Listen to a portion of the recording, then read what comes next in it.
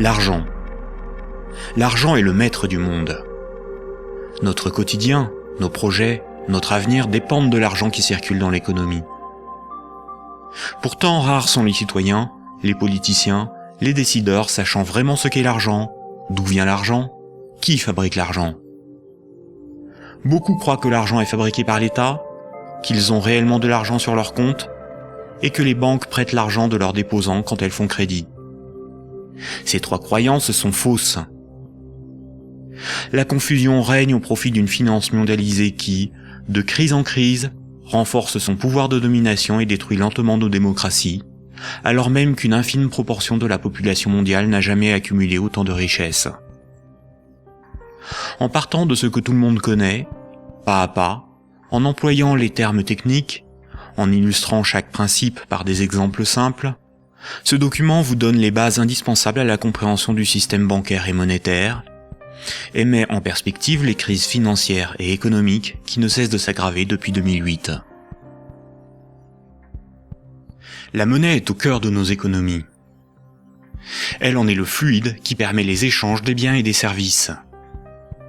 Les biens, ce sont les objets physiques qui ont un prix, comme de la nourriture, des outils, de l'immobilier, des objets de la vie courante, des véhicules, de l'électronique. Un service, c'est du temps que l'on consacre à réaliser quelque chose contre une rémunération. Les architectes, les médecins, les garagistes, les peintres, les avocats, les comptables vendent de leur temps, sous la forme de services. Les biens et les services sont achetés avec de la monnaie. Savoir qui crée la monnaie est donc indispensable pour comprendre comment le monde fonctionne. La monnaie prend plusieurs formes, qu'il faut bien distinguer.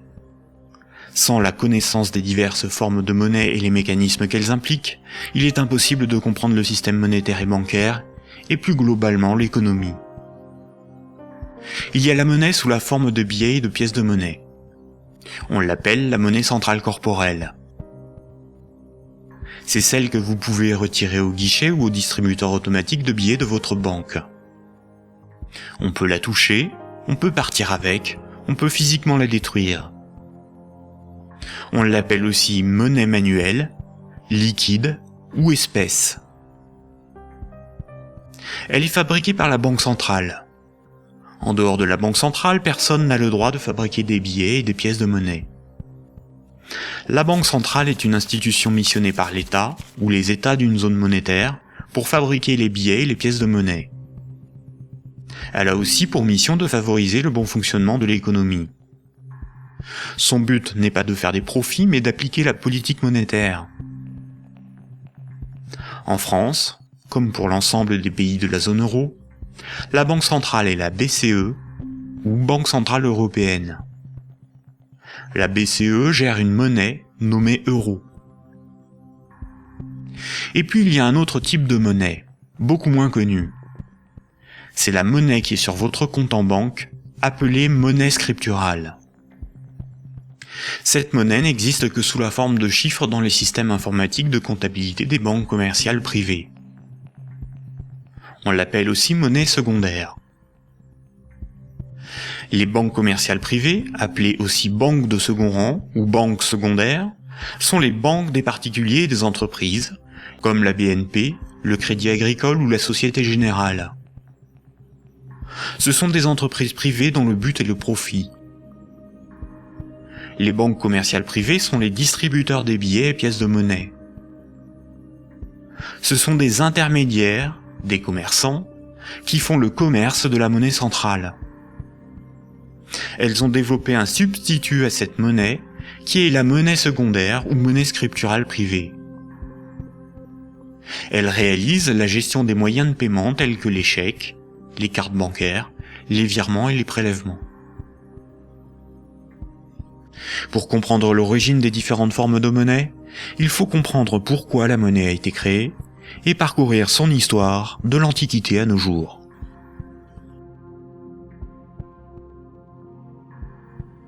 L'histoire de la monnaie s'étale sur des milliers d'années. La plupart des gens pensent que la monnaie remplace le troc. Le troc est le fait d'échanger un bien contre un autre. Par exemple, lorsque Paul et Jacques se rencontrent, Paul voudrait échanger 5 salades contre 10 kilos de pommes de terre. Sauf que si Jacques n'accepte pas de salade en échange de ses pommes de terre, il accepterait quelque chose d'autre, une denrée dont tout le monde a besoin. La monnaie serait apparue spontanément par la sélection de marchandises parmi les plus pratiques et les plus recherchées pour ces échanges immédiats. Dans un premier temps, le riz, l'avoine ou les animaux auraient été utilisés comme monnaie jusqu'à l'apparition de monnaies métalliques, d'or ou d'argent, forme ultime de monnaie. Le crédit ne serait apparu que plus tard, quand de la monnaie fut accumulée pour être prêtée à ceux qui en avaient besoin. Malheureusement, cette hypothèse n'a strictement aucune réalité historique. Les historiens ne cessent de le répéter. Ce n'est pas le troc qui apparut en premier, mais le crédit, c'est-à-dire la comptabilité des dettes, bien avant l'apparition de la monnaie. Le troc n'a pour ainsi dire quasiment jamais existé. Imaginons des paysans de l'Antiquité. Paul produit des salades qu'il récolte au printemps, et Jacques produit des pommes de terre qu'il récolte à l'automne. Jacques va emprunter 5 salades à Paul au printemps. Jacques doit l'équivalent de 5 salades à Paul. Ce n'est qu'à l'automne, 6 mois plus tard, que Jacques va le rembourser en lui donnant 10 kilos de pommes de terre. C'est la confiance qui permet ces échanges différés. On peut dire que Paul et Jacques se font confiance. Ils partagent un même principe moral qui est qu'une dette doit être honorée. Cela leur permet de se faire crédit. Quand Jacques demande des salades à Paul, il se sent redevable envers Paul. Jacques ne sera libre que quand il aura remboursé Paul des jours, des mois, des années plus tard, car il a une dette envers lui. Les hommes pouvaient se prêter des outils, des animaux, s'échanger des biens, mais aussi des services. Au-delà d'un certain volume d'échanges, la parole donnée ne suffit plus à garantir la confiance, il faut consigner par écrit. On invente l'écriture. Alors il faut apprendre à lire, écrire et compter. On invente l'école. Il faut aussi avoir confiance dans la quantité, mesurer ce que l'on échange. On invente les étalons et la métrologie. Enfin, il faut aussi avoir un arbitre en cas de litige. On invente les tribunaux. Les communautés prenaient une unité de compte virtuelle, ou un étalon, pour donner un prix aux biens et aux services qu'ils s'échangeaient. Si 5 salades valaient 10 unités de compte, alors quand Paul donnait 5 salades à Jacques, il lui devait 10 unités de compte. On a retrouvé nombre d'objets servant de registre de dette. Des bâtons, des boules d'argile, des papyrus, des bouts de tissu, des figurines. Parmi les plus anciens registres figurent des centaines de milliers de tablettes d'argile de l'époque sumérienne où étaient tenus des comptes et consignés des dettes. Ces tablettes étaient gérées par des temples proches des marchés. Personne ne pouvait empêcher les hommes de se faire crédit. Les unités de compte nécessaires à donner un prix à ce qui s'échangeait n'étaient qu'indicatives. Il n'est pas nécessaire de se procurer ou d'acheter des centimètres à chaque fois que l'on mesure ce que l'on prête à autrui. Durant plusieurs milliers d'années, il n'y avait pas de monnaie, juste la comptabilité des dettes des uns et des autres et des communautés entre elles. Ce n'est que beaucoup plus tard, environ 700 ans avant Jésus-Christ, que des souverains ou des castes régnantes ont imposé l'usage de monnaie comme moyen d'échange, sous la forme d'un objet dont ils s'attribuaient l'exclusivité de la production. Ils émettaient la monnaie, généralement des pièces d'or, d'argent ou de cuivre, payaient leurs soldats avec, et menaient des guerres pour conquérir de nouveaux territoires. Pour se procurer nourriture et équipement, les soldats imposaient par la force aux paysans et aux marchands cette monnaie comme paiement. Le pouvoir récupérait ensuite de cette monnaie lors de la perception des impôts. Comme tout le monde devait disposer de monnaie pour payer les impôts, elle devenait rapidement la monnaie officielle. Elle était acceptée comme paiement et elle se diffusait dans la communauté. Le pouvoir pouvait donc acheter nourriture, marchandises et richesses grâce à la monnaie qu'il produisait lui-même. Tant que l'on avait une dette, on n'était pas libre. On risquait de devenir l'esclave de son créancier ou d'être emprisonné si on ne s'acquittait pas de l'impôt. C'est la servitude pour dette. Et c'est pour ça qu'une monnaie employable pour payer une dette ou un impôt a un pouvoir libératoire. La monnaie a donc été créée par des castes régnantes, des souverains, pour extorquer une partie de la production des populations, vivre et s'enrichir sans travailler. C'est par ce principe que des empires se sont bâtis. Historiquement, le troc n'était pratiqué que durant les périodes de chaos et de conflits, lorsque la monnaie venait à manquer. Au Moyen Âge, avec le développement du commerce, les métaux précieux comme l'or ou l'argent étaient devenus une monnaie internationale. Il était risqué de posséder et transporter ces métaux précieux. On risquait de se les faire dérober. À partir du XVIIe siècle, les marchands de Londres et de Stockholm commencèrent à confier la garde de leurs métaux précieux aux orfèvres, les négociants en métaux précieux. En échange, les orfèvres leur donnaient un reçu, un certificat de dépôt nominatif qui permettait à son détenteur de récupérer à tout moment son métal précieux. Lors des retraits, les orfèvres demandaient une petite somme pour le service de stockage rendu. Les boutiques des orfèvres devinrent des coffres fort bien gardés. Puis ces certificats sont devenus non nominatifs. Il était simplement inscrit dessus le poids de métal précieux qu'ils représentaient. Les marchands se mirent à se payer non pas en métal précieux, mais avec ces certificats. La monnaie papier était née. Les orfèvres constataient que les marchands laissaient leurs métaux précieux dans leurs coffres. Ils eurent donc l'idée de prêter ces métaux précieux à d'autres marchands pour développer leur commerce. Mais plutôt que de prêter les métaux précieux entreposés dans leurs coffres, les orfèvres émettaient des certificats papier. Quand les marchands remboursaient leurs dettes, ils rendaient les certificats et versaient un intérêt. Les orfèvres se mirent à imprimer bien plus de certificats que de métaux précieux disponibles dans leurs coffres. Cette pratique leur permit de s'enrichir en multipliant les intérêts perçus. Quand les certificats étaient rendus aux orfèvres, ils étaient détruits. Comme le papier monnaie échangeable contre des métaux précieux était accepté par les marchands comme paiement, les orfèvres pouvaient en imprimer pour leurs propres dépenses et achats. Tant que les emprunteurs et déposants ne venaient pas tous au même moment demander l'échange de leurs certificats contre l'équivalent en métal précieux, leur petit tour de magie pour s'enrichir restait secret. Aujourd'hui, les métaux précieux sont remplacés par la monnaie centrale.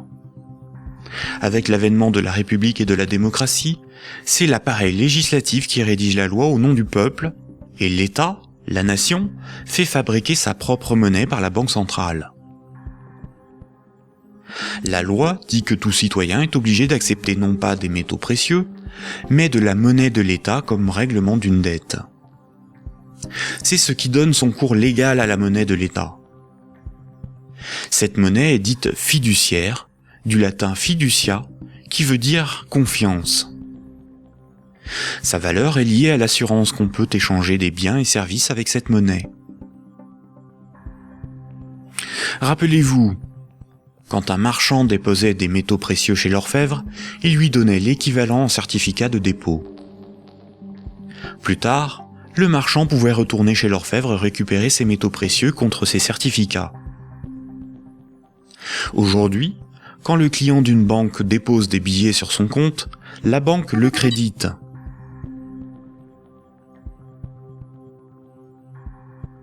Il lui est possible de les retirer de son compte plus tard.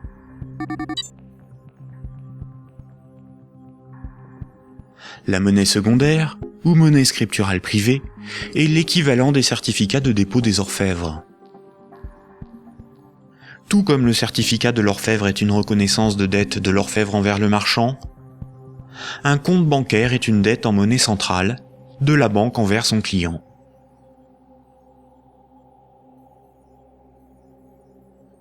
Du temps des orfèvres, quand les marchands se payaient en métaux précieux, c'est comme lorsqu'aujourd'hui, on paie les commerçants avec de la monnaie centrale, des billets de banque.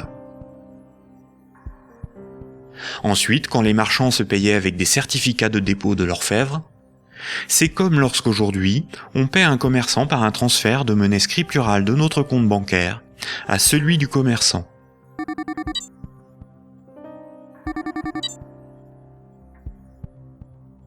Rappelez-vous aussi que quand l'orfèvre faisait crédit, qu'il prêtait des métaux précieux, il émettait bien plus de certificats de dépôt que de métaux précieux disponibles dans ses coffres.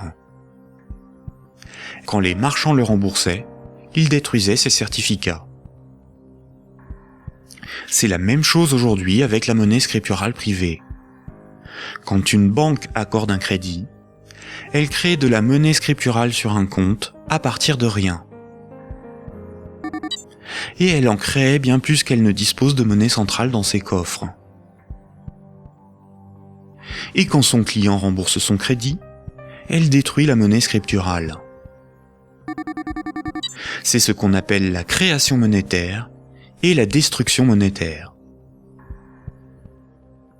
La monnaie scripturale étant acceptée comme paiement, les banques peuvent aussi créer de la monnaie à partir de rien pour couvrir leurs dépenses et leurs achats. Les banques ont la possibilité de se faire crédit à elles-mêmes. On dit que les banques monétisent leurs dépenses.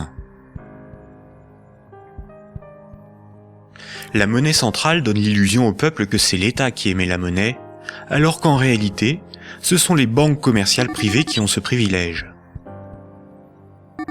Sans création monétaire par le crédit par les banques commerciales, il n'y aurait quasiment pas de monnaie en circulation. Les banques et les États sont comme les deux faces d'une même pièce. En effet, il faut d'abord que de la monnaie ait été créée par le crédit bancaire pour que l'État puisse en prélever par les impôts et les taxes.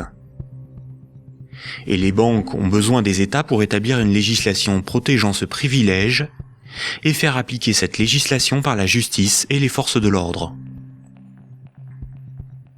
Nous allons détailler maintenant ces mécanismes bancaires et leurs nombreuses conséquences.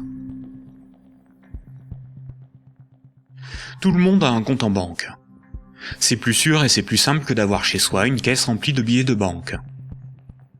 Beaucoup de gens s'imaginent qu'un compte en banque est une boîte dans laquelle sont rangés des billets de banque.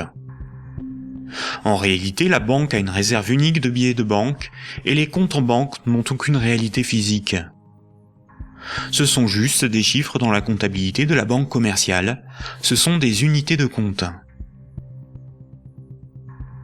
Lorsque vous allez au distributeur de billets, votre banque prend dans son stock de billets le montant que vous voulez retirer sur votre compte et vous les donne. Elle retranche ce montant à votre compte. Ainsi, vous avez le sentiment de prendre des billets sur votre compte en banque, alors qu'en réalité, la banque convertit des chiffres en monnaie centrale corporelle, c'est-à-dire en billets de banque, la monnaie de l'État. À l'inverse, quand vous déposez des billets sur votre compte, la banque les prend et les met dans son stock de billets et augmente le chiffre de votre compte. Votre compte ne représente pas un petit tas de billets de banque, mais seulement un chiffre dans un ordinateur. Vous ne retirez que très rarement l'ensemble de ce qui est sur votre compte. Vous retirez juste ce qu'il vous faut pour faire vos petits achats dans les commerces. Tout le reste, vous le laissez sur votre compte. Et le commerçant qui reçoit vos billets comme paiement les dépose lui aussi sur son compte. De ce fait, tout le monde a plus d'unités de compte sous la forme d'un chiffre dans la comptabilité d'une banque privée que de billets de banque dans ses poches ou chez lui. La somme des unités de compte qui correspond au crédit de votre compte s'appelle un dépôt. Un compte en banque sur lequel il y a 1000 unités de compte, on appelle cela un dépôt de 1000 €. On a l'illusion qu'une banque a toujours dans son stock de billets de banque l'équivalent des dépôts qu'elle gère. En réalité, elle n'en a qu'une petite partie, et ceci lui est permis par le fait que ses clients ne viennent pas tous au même moment retirer en liquide ce qu'ils ont sur leur compte.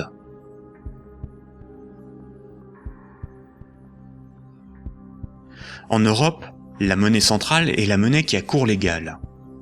C'est la monnaie officielle des États de la zone euro, dont l'État français. C'est la monnaie exigée par l'État pour le paiement des impôts et des taxes. La loi oblige les citoyens à accepter les billets de banque comme moyen de paiement, et elle sanctionne sévèrement ceux qui fabriquent de faux billets. En revanche, la monnaie inscrite au crédit d'un compte bancaire n'est qu'une reconnaissance de dette de la banque envers le détenteur du compte. Rien de plus. La loi impose aux banques commerciales privées de convertir ces unités de compte en billets de banque à votre demande. C'est pour cette raison que les banques commerciales appellent ces chiffres des euros. Les chiffres inscrits sur votre relevé de compte sont appelés euros, alors qu'en réalité, ce ne sont pas des euros. Ces unités de compte sont converties en euros au moment où vous les retirez de votre compte. Votre banque vous doit bien des euros, et c'est pour cette raison qu'il est marqué euros sur votre relevé de compte. Ces unités de compte sont tolérées par la loi comme moyen de paiement.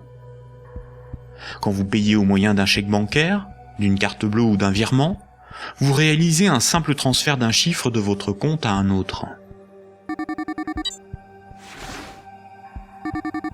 Tout ce qui sert de moyen de paiement est une monnaie.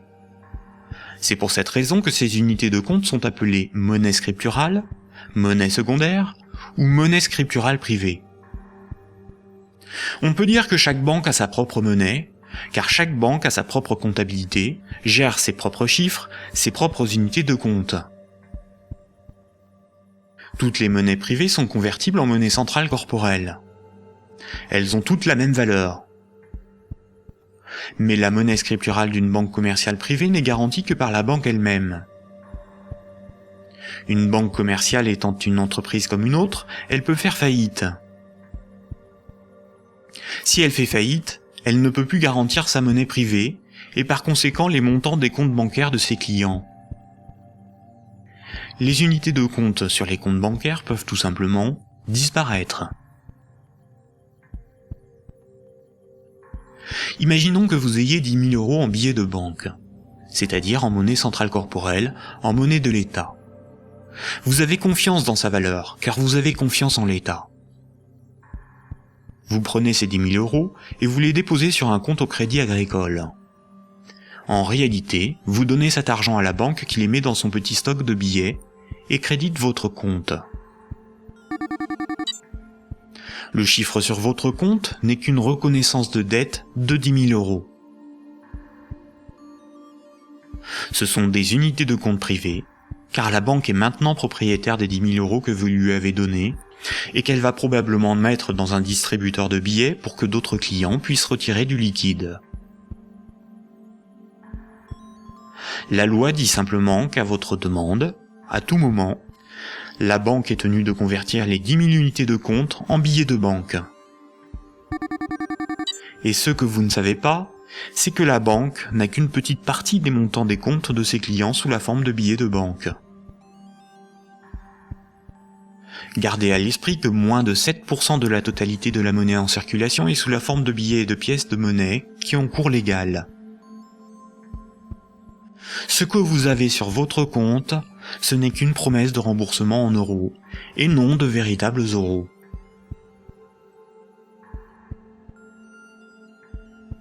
De nos jours, tout le monde paie des sommes de petite et grande taille sans jamais employer de billets de banque. La carte bancaire, la carte de crédit, les chèques bancaires, les prélèvements automatiques et les virements forment l'essentiel des procédés de paiement. Quand un client d'une banque veut transférer de l'argent à un autre client de la même banque pour le payer, que ce soit des entreprises ou des particuliers, la banque ne réalise qu'une manipulation de chiffres.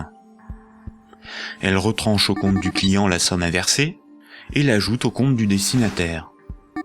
Aucun billet de banque n'est intervenu dans la transaction, et pourtant, les deux clients, en interrogeant leur banque, constatent bien qu'un transfert a été effectué. En revanche, quand un transfert doit être effectué entre les comptes bancaires de deux banques commerciales distinctes et concurrentes, la monnaie centrale intervient. Toutes les banques commerciales privées ont un compte à la banque centrale. Aucun particulier ni aucune entreprise ne peut avoir un compte à la banque centrale. Seules les banques commerciales et le trésor public, c'est-à-dire l'État, ont un compte à la banque centrale. La banque centrale réalise la comptabilité là aussi avec des chiffres dans des ordinateurs, et non pas des tas de billets de banque. Et cela pour des raisons purement pratiques. On appelle cette monnaie la monnaie centrale scripturale. Ces comptes sont en monnaie banque centrale ou monnaie centrale. Quand une banque commerciale a trop de billets, elle peut les déposer sur son compte à la banque centrale. Quand elle en a besoin pour alimenter ses distributeurs automatiques, elle demande à la banque centrale de lui convertir des euros scripturales en billets de banque. Généralement, on ne fait pas la distinction entre monnaie centrale scripturale et monnaie centrale corporelle, c'est-à-dire les billets de banque. On appelle la somme de la monnaie centrale, scripturale et corporelle, la base monétaire. Entre elles, les banques commerciales se paient en monnaie centrale. Les banques n'acceptent pour paiement des autres banques que de la monnaie centrale. Quand un client veut transférer de la monnaie scripturale de son compte vers celui d'un client d'une autre banque, la monnaie scripturale est convertie en monnaie centrale, puis transférée à l'autre banque, qui va encaisser cette monnaie centrale et créditer le compte du destinataire. Ainsi, les banques se paient entre elles en monnaie centrale, car la monnaie scripturale privée d'une banque n'a pas de valeur pour les autres banques. La comptabilité du Crédit Agricole n'a rien à voir avec la comptabilité de la Société Générale. Ce sont deux entreprises distinctes et concurrentes. Ce qui existe entre les banques et pour les banques, c'est uniquement la monnaie banque centrale. C'est celle qui a cours légal, c'est la monnaie de l'État. Quand un client d'une banque a 1000 euros sur son compte, la banque n'est pas riche de 1000 euros. Elle doit simplement 1000 euros en monnaie centrale à ce client. C'est un chiffre dans sa comptabilité. Ce qui fait la richesse de la banque, c'est ce qu'elle possède, comme des immeubles, des bureaux, des actions, des titres financiers, et la monnaie centrale qu'elle a sous la forme de billets de banque ou de monnaie centrale sur son compte à la banque centrale. En revanche, à tout moment, la banque peut devoir s'appauvrir de 1000 euros si ce client les transfère sur un compte d'une autre banque, car cette autre banque veut être payée en monnaie centrale.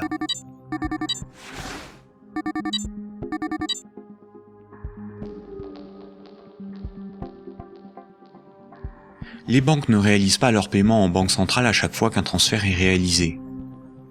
Un bilan des échanges est fait tous les jours. On appelle cela la compensation.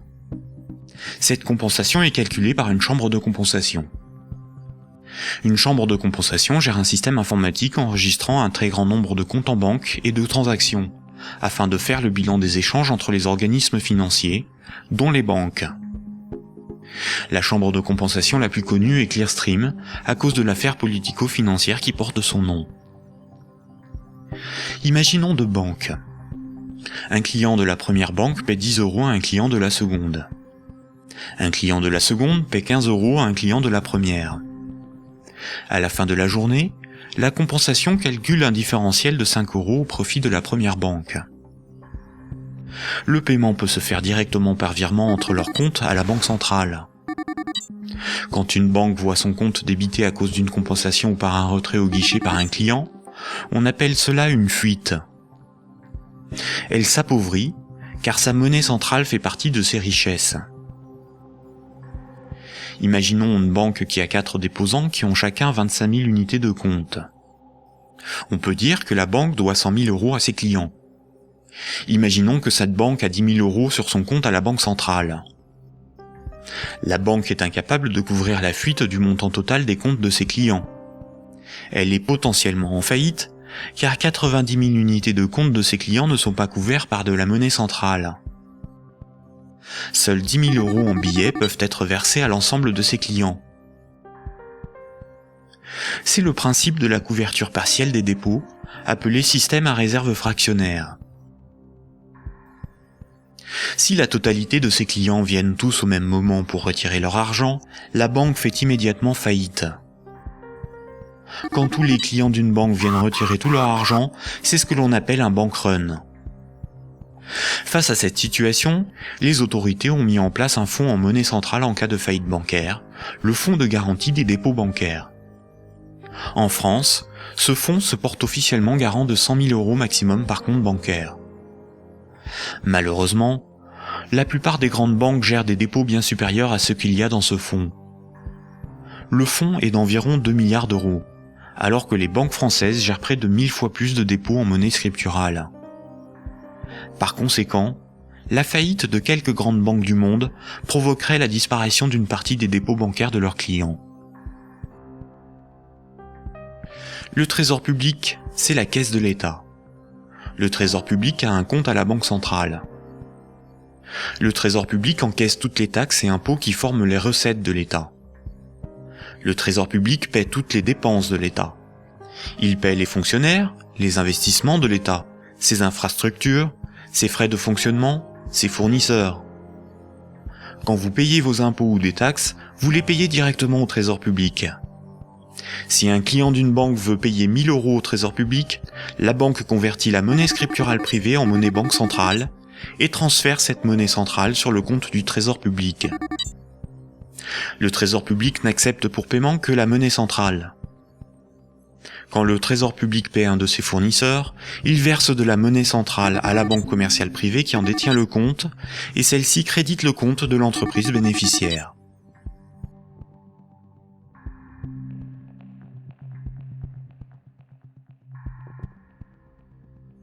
Récapitulons. Le système monétaire est basé sur deux espaces monétaires distincts et isolés. L'espace de la monnaie centrale et l'espace de la monnaie scripturale privée. La monnaie centrale, c'est la monnaie de l'État. La monnaie centrale sert aux banques et au Trésor public pour se payer.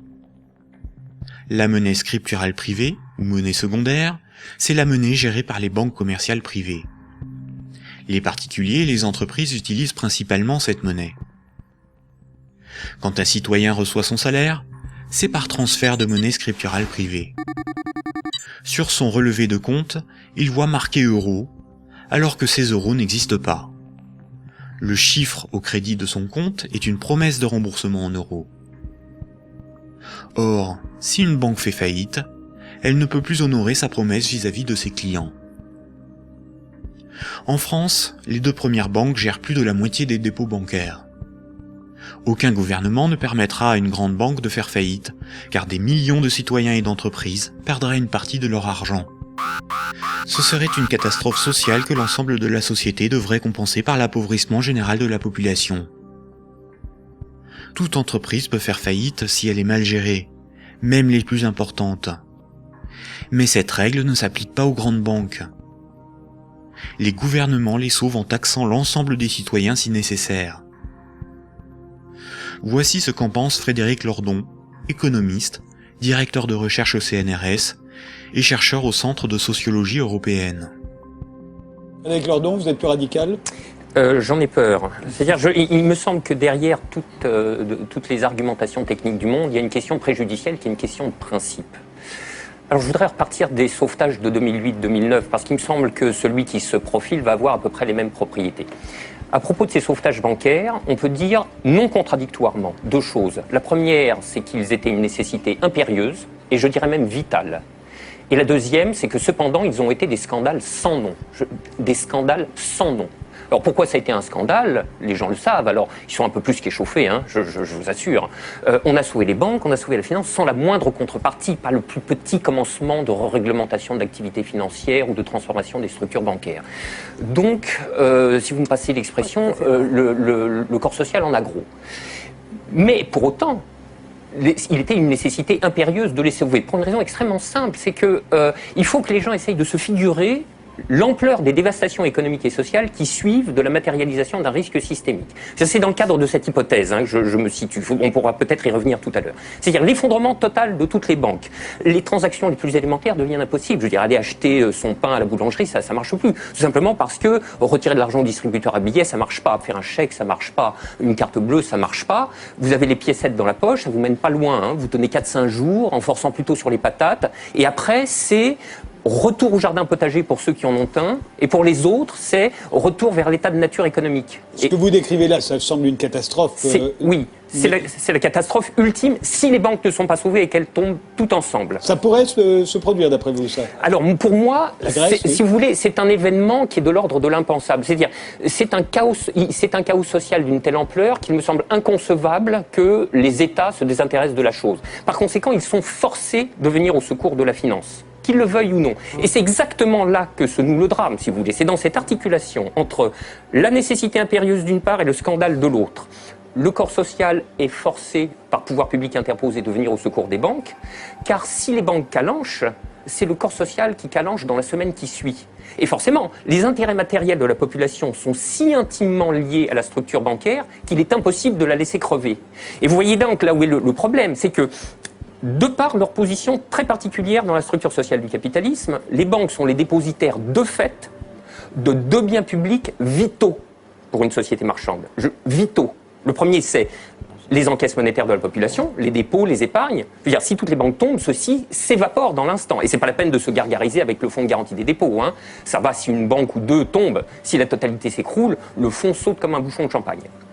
Et le deuxième bien public vital, c'est l'intégrité du système des paiements. Et c'est parce que les banques ont capté ces biens publics qu'elles peuvent contraindre l'État, les corps sociaux à leur venir en aide. C'est quoi l'intégrité du système des paiements, c'est le fait que les banques sont les teneurs de compte, qu'elles les mouvementent, qu'elles les débitent, qu'elles les créditent, donc elles sont les opératrices. Absolument. C'est pas qu'elles les garantissent, c'est qu'elles opèrent très concrètement et très basiquement les transactions élémentaires. La gestion des moyens de paiement. Et exactement. Voilà. Bon, alors, si vous voulez, là, il y a une situation de fait que les économistes appellent dans leur langage pluriel et amoral, mais dont le vrai nom est prise d'otage. Et celle-là, elle est colossale. Si vous voulez, chaque fois qu'il y a un mouvement social dans les transports ou le ramassage des ordures, on vous bassine avec la prise d'otage des syndicats. Mais ça, c'est une prise d'otage, mais cosmique. C'est énorme. Personne n'en parle jamais. Donc, la question de principe est la suivante.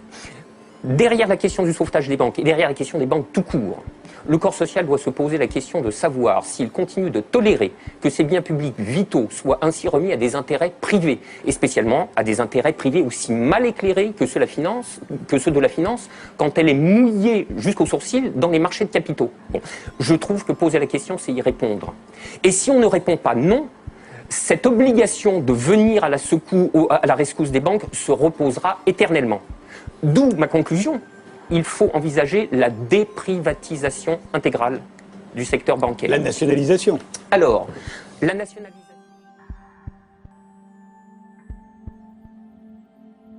On constate que quand les dirigeants et actionnaires des grandes banques touchent des bénéfices, ceux-ci s'enrichissent. Mais quand les grandes banques sont en difficulté, ce sont les États, c'est-à-dire l'ensemble des citoyens, qui les sauvent.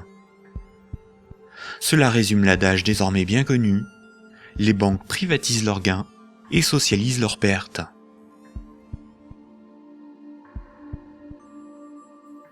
Pour bien comprendre le mécanisme de création monétaire, nous devons savoir ce qu'est un actif. Imaginons que Paul possède une moto, des vêtements, une télévision, un ordinateur et 200 € sur lui en billets de banque. Tout ceci représente ses actifs, car les actifs, c'est ce que l'on possède. Les 200 € qu'il a sur lui sont ses actifs financiers. Maintenant, Jacques emprunte à Paul 100 €. En lui empruntant cette somme, Jacques signe une reconnaissance de dette l'engageant à rembourser Paul dans 1 mois. Les actifs financiers de Paul restent de 200 €, car il possède encore 100 € en billets, ainsi que la reconnaissance de dette de Jacques d'une valeur de 100 €. Cette reconnaissance de dette va à ses actifs, car il s'agit de quelque chose qu'il possède. Paul a ce qu'on appelle une créance sur Jacques. Jacques est débiteur de Paul. En cas de litige, si Jacques ne rembourse pas Paul, la justice pourra intervenir pour forcer Jacques à respecter ce contrat. Elle pourra alors le forcer à vendre un de ses actifs matériels pour rembourser Paul, comme sa télévision s'il en a une. Généralement, la comptabilité d'une entreprise ou d'une banque est synthétisée sous la forme d'un bilan. Un bilan comptable est une synthèse permettant de représenter ce que l'entreprise possède, ses actifs, et ce qui lui appartient pas ou ce qu'elle doit, son passif. La différence entre son actif et son passif représente son résultat. On peut aussi l'appliquer à un particulier. Voici à quoi ressemblerait le bilan de Paul. Dans les actifs de Paul figurent ses actifs financiers, constitués de ses billets de banque et de la dette de Jacques, ainsi que ses actifs matériels, constitués de sa télévision, son ordinateur, sa moto, dont la valeur de revente à date est estimée de 1 000 €. Pour notre démonstration, nous ne garderons que les actifs financiers. Son bilan financier est positif de 200 €. Le bilan de Jacques, qui n'avait aucun actif, est celui-ci. Jacques possède 100 € en billets, mais doit aussi 100 € à Paul. Le passif, c'est ce qu'on doit. Son bilan est donc nul, car son passif annule son actif. Donc un actif est quelque chose qui a une valeur financière que l'on peut inscrire dans un bilan. S'il est à l'actif du bilan, c'est quelque chose que l'on possède. S'il est au passif du bilan, c'est quelque chose qui ne nous appartient pas et que l'on doit à quelqu'un d'autre. Imaginons maintenant que Nicolas, qui a 300 € en billets de banque, propose à Paul de lui racheter sa créance sur Jacques. Il va donc pour cela lui donner 100 € et modifier le bénéficiaire du contrat de sorte que Jacques doive maintenant la somme non plus à Paul, mais à Nicolas. Voici à quoi ressemblerait le bilan de Paul. On constate que Paul a retrouvé ses 200 € en billets de banque. Son bilan financier est positif de 200 €. Le bilan de Jacques, qui n'avait aucun actif, n'a pas changé. Son bilan est toujours nul. Le bilan de Nicolas, qui avait 300 € d'actifs, est maintenant celui-ci. Il reste à Nicolas 200 € en billets de banque et la reconnaissance de dette de Jacques, qui a une valeur, à terme, de 100 €. Le bilan de Nicolas est positif de 300 €. Lorsque Jacques devait 100 € à Paul, Paul prenait le risque que Jacques ne le rembourse pas. Quand Paul a vendu la reconnaissance de dette à Nicolas, c'est Nicolas qui prend le risque de n'être pas remboursé par Jacques. C'est un transfert de risque sur une créance. Si Jacques ne rembourse pas sa dette, le bilan de Nicolas peut perdre jusqu'à 100 €. On dit alors que Jacques fait défaut sur tout ou partie de sa dette. Nicolas perdrait 100 € sur son bilan, correspondant à la créance que Jacques n'a pas honorée. Nous voyons donc qu'une créance peut être un actif et peut être revendue au même titre qu'une moto ou des vêtements. Les actifs matériels ont une valeur estimative. Certains actifs matériels perdent de leur valeur avec le temps. C'est le cas d'un ordinateur ou d'une moto. Ils ne peuvent pas facilement être employés pour régler des dettes. En revanche, les actifs financiers ont une valeur connue. La créance sur Jacques ou les billets de banque ont des valeurs fixes. Le bilan d'une banque se présente comme le bilan de n'importe quelle entreprise. La banque a des actifs qui sont ses richesses, ce qu'elle possède, et un passif qui représente ce qui ne lui appartient pas, ses dettes. Nous avons vu que le crédit d'un compte bancaire d'un client est une dette de la banque envers celui-ci. Les dépôts correspondant au compte bancaire de ses clients sont donc enregistrés au passif de son bilan.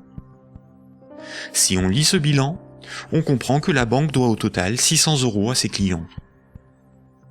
Imaginons qu'un de ses clients, Paul, a un dépôt de 100 unités de compte. Voici le bilan de la banque. Elle doit 100 € à Paul, ce qui correspond au dépôt que Paul a réalisé sur son compte. Ce compte en banque est dit à vue, c'est-à-dire que Paul peut tout de suite utiliser ses unités de compte pour un paiement. Paul souhaite emprunter 1 000 € à sa banque. La banque établit le contrat de prêt qu'elle lui fait signer. Ce contrat l'engage à rembourser la banque selon un échéancier précis. Paul devra rembourser les 1 000 € empruntés, appelés capital du crédit, plus 50 € d'intérêt. Pour créditer le compte de Paul, la banque ne prend pas les dépôts d'autres clients pour lui donner. Elle augmente simplement le chiffre inscrit sur son compte bancaire. Elle crée des unités de compte à partir de rien. La banque ne doit plus 100 € à Paul, mais 1 100 €. Le contrat de prêt de Paul apparaît sur son bilan comme quelque chose qu'elle possède. Cette créance sur Paul est à son actif. Les comptes des autres clients n'ont rien à voir avec cette opération. On dit que la banque a monétisé la créance sur Paul. Elle a transformé cette créance en moyen de paiement sous la forme de monnaie scripturale privée ajoutée au compte de Paul. On appelle cette opération d'augmentation des dépôts par simple jeu d'écriture la création monétaire. On parle de création monétaire ex nihilo, ce qui veut dire à partir de rien. Enfin, quand Paul va rembourser le crédit, la banque va annuler des unités de compte chaque mois, selon l'échéancier du crédit, directement sur le compte de Paul. Cette annulation est appelée destruction monétaire. Elle diminue la somme qu'elle lui doit. Simultanément, dans son bilan, la somme restant à rembourser diminue aussi. La banque prend le risque que Paul n'arrive pas à rembourser le crédit, qu'il soit insolvable. C'est le risque de faire crédit ou risque de contrepartie. On pourra qualifier alors la créance de Paul, le contrat de prêt, d'actifs pourris ou d'actifs toxiques. Cette opération de création de moyens de paiement artificiels, tout comme sa destruction progressive lors du remboursement, est difficilement compréhensible pour la plupart des gens, y compris pour ceux qui travaillent dans les banques, même à haut niveau. Il est pourtant évident que quand une banque accorde un prêt, aucun de ses clients ne voit son compte diminuer ne serait-ce que d'1 €. Ce mécanisme est très mal compris et les médias perpétuent, par ignorance, le mensonge selon lequel les banques doivent collecter des dépôts pour pouvoir prêter de l'argent. Pourtant, ce mécanisme est parfaitement décrit dans les manuels d'économie. Vous pouvez par exemple télécharger un petit fascicule intitulé « La monnaie et nous », édité par la Banque de France en 2009, expliquant la création monétaire par les banques commerciales privées.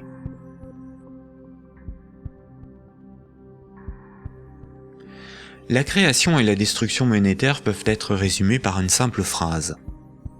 Ce sont les crédits qui font les dépôts, et non les dépôts qui font les crédits.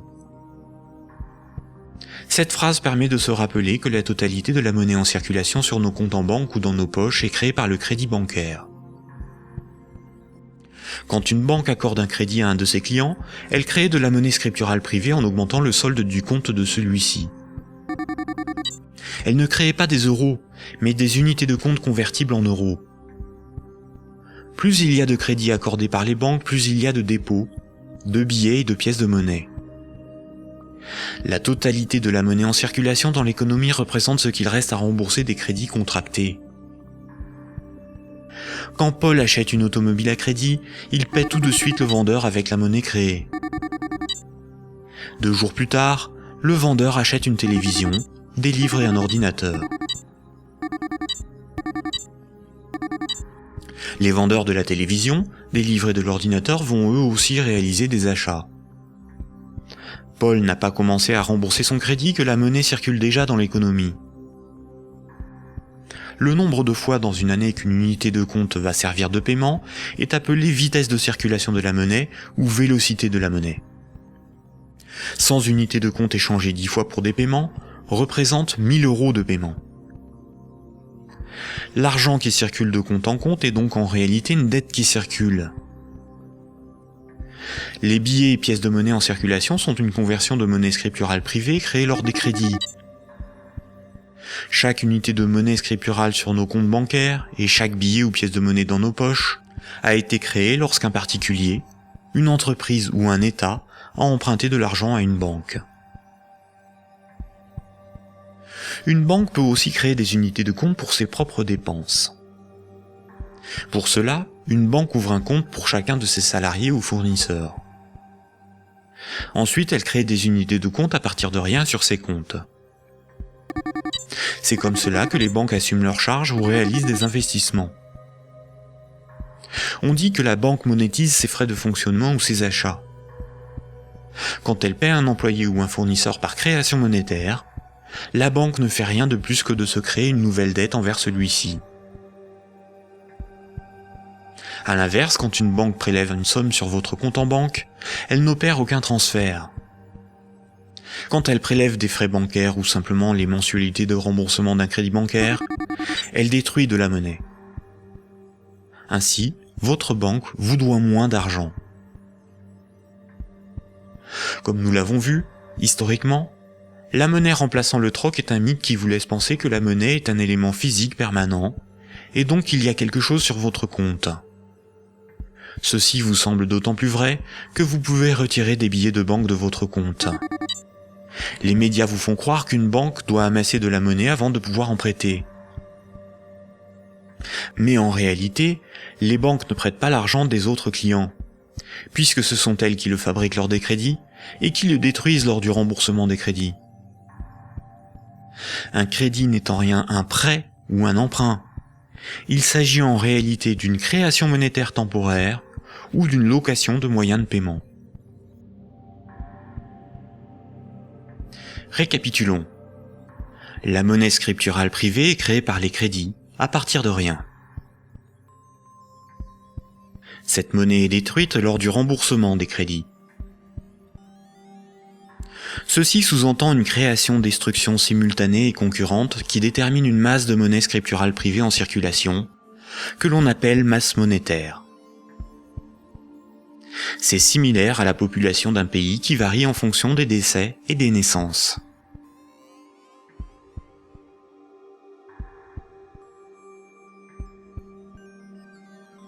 Trois citoyens et un banquier échouent sur une île déserte au beau milieu de l'océan.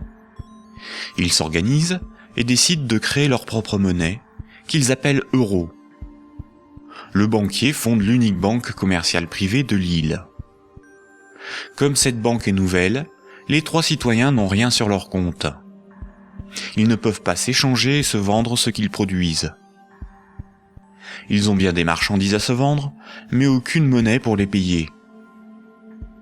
Pour disposer de moyens de paiement, chaque citoyen va faire un crédit de 10 €, remboursable en 11 mois. Chaque citoyen devra rembourser 10 € de capital, plus 1 € d'intérêt. Lorsque le banquier leur accorde le crédit, il crée 10 € à partir de rien sur chaque compte. Le premier mois, la masse monétaire est de 30 €. Les citoyens disposent de monnaie pour s'échanger ce qu'ils produisent. À la fin du premier mois, les citoyens commencent à rembourser leur crédit. Le banquier prélève 1 € d'intérêt, qu'il utilise pour acheter des marchandises aux citoyens. La masse monétaire reste de 30 €. À l'issue du deuxième mois, le banquier efface 1 € du compte de chaque citoyen. Il reste 27 € en circulation. À l'issue du troisième mois, le banquier efface à nouveau 1 € du compte de chaque citoyen. Il reste 24 € en circulation. De mois en mois, la situation devient un peu plus compliquée, car la masse monétaire ne cesse de baisser. Les citoyens se retrouvent en concurrence pour capter l'argent. À l'issue du 11e mois, après une farouche concurrence entre les trois citoyens pour capter la monnaie restante, leurs comptes sont vides, car tout le monde a remboursé exactement ce qu'il avait emprunté à la banque. Plus rien ne peut être ni acheté ni vendu. C'est la crise économique.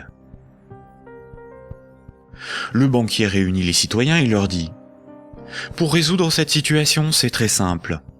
Vous n'avez qu'à m'emprunter à nouveau de l'argent. » Les citoyens acceptent. Ils font tous à nouveau un crédit de 10 €. À la fin du premier mois, le banquier prélève 1 € d'intérêt, qu'il garde pour lui car il a tout ce qu'il lui faut. Au fil des mois, le banquier supprime les euros correspondant au remboursement des crédits.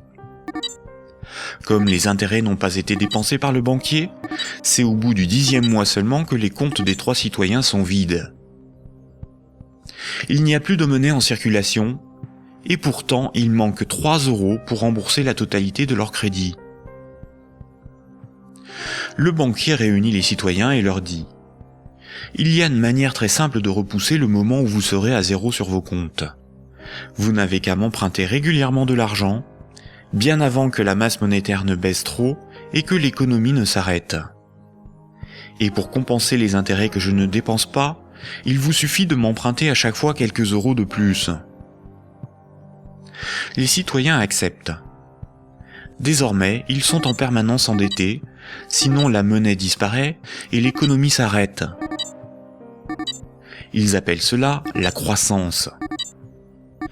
Mais comme ils sont endettés, ils se mettent à produire toujours plus pour rembourser le banquier, bien au-delà de leurs besoins réels. Ils ne produisent pas pour avoir de quoi se vêtir, se nourrir ou se loger. Ils produisent pour avoir l'argent nécessaire pour rembourser leur crédit. L'argent est devenu le moteur de leur vie, et non ce dont ils ont besoin pour vivre. Ce système permet au banquier de ne rien produire. Il passe son temps à gérer ses comptes, à créer de la monnaie puis à la détruire. Avec la monnaie qu'il fabrique, il achète ce dont il a besoin aux citoyens. Rapidement, les ressources naturelles de l'île viennent à manquer. Il n'y a plus de bois, plus de gibier, plus d'eau, plus de terre pour produire toujours plus. La croissance a épuisé les ressources naturelles et détruit l'environnement. Cette petite histoire met en valeur de réalités tout à fait surprenantes. D'une part, les sommes dues aux banques sont globalement supérieures aux sommes disponibles pour les rembourser. D'autre part, si tout le monde remboursait ses dettes, il n'y aurait quasiment plus de monnaie en circulation dans le monde. Tous les comptes seraient vides, tous les billets et pièces de monnaie disparaîtraient. Le système monétaire fonctionne comme un système pyramidal. Pour payer les crédits en cours de remboursement, il faut que de nouveaux crédits soient accordés. Sinon, la monnaie se raréfie et certains emprunteurs sont dans l'incapacité de rembourser leurs crédits.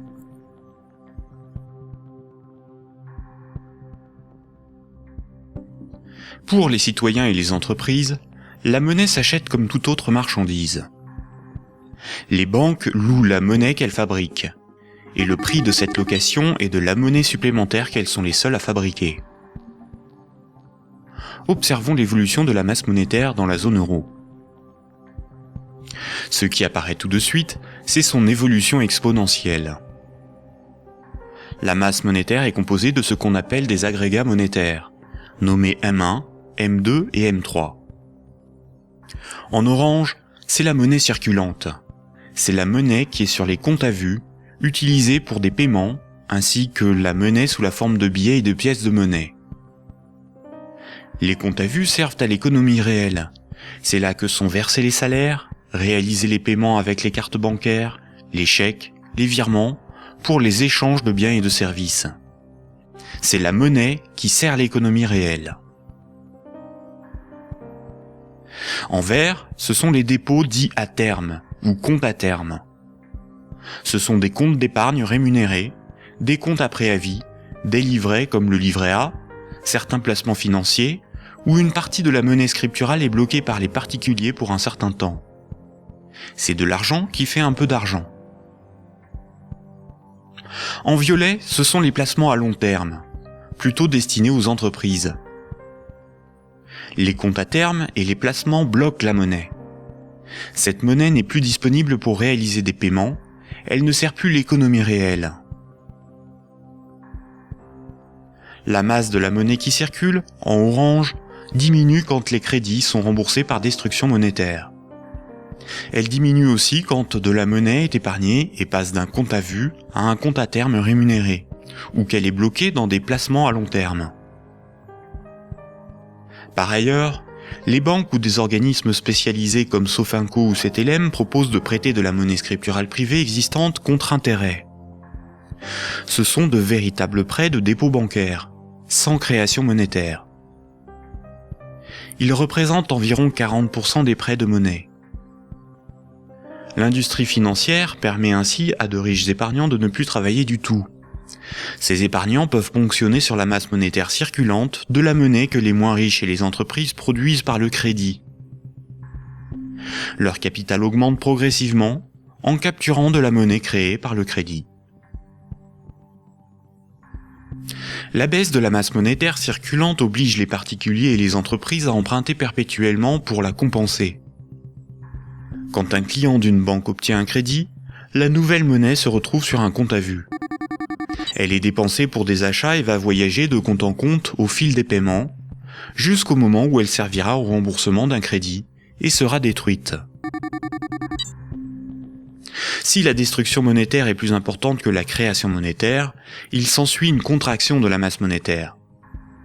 L'économie est en danger.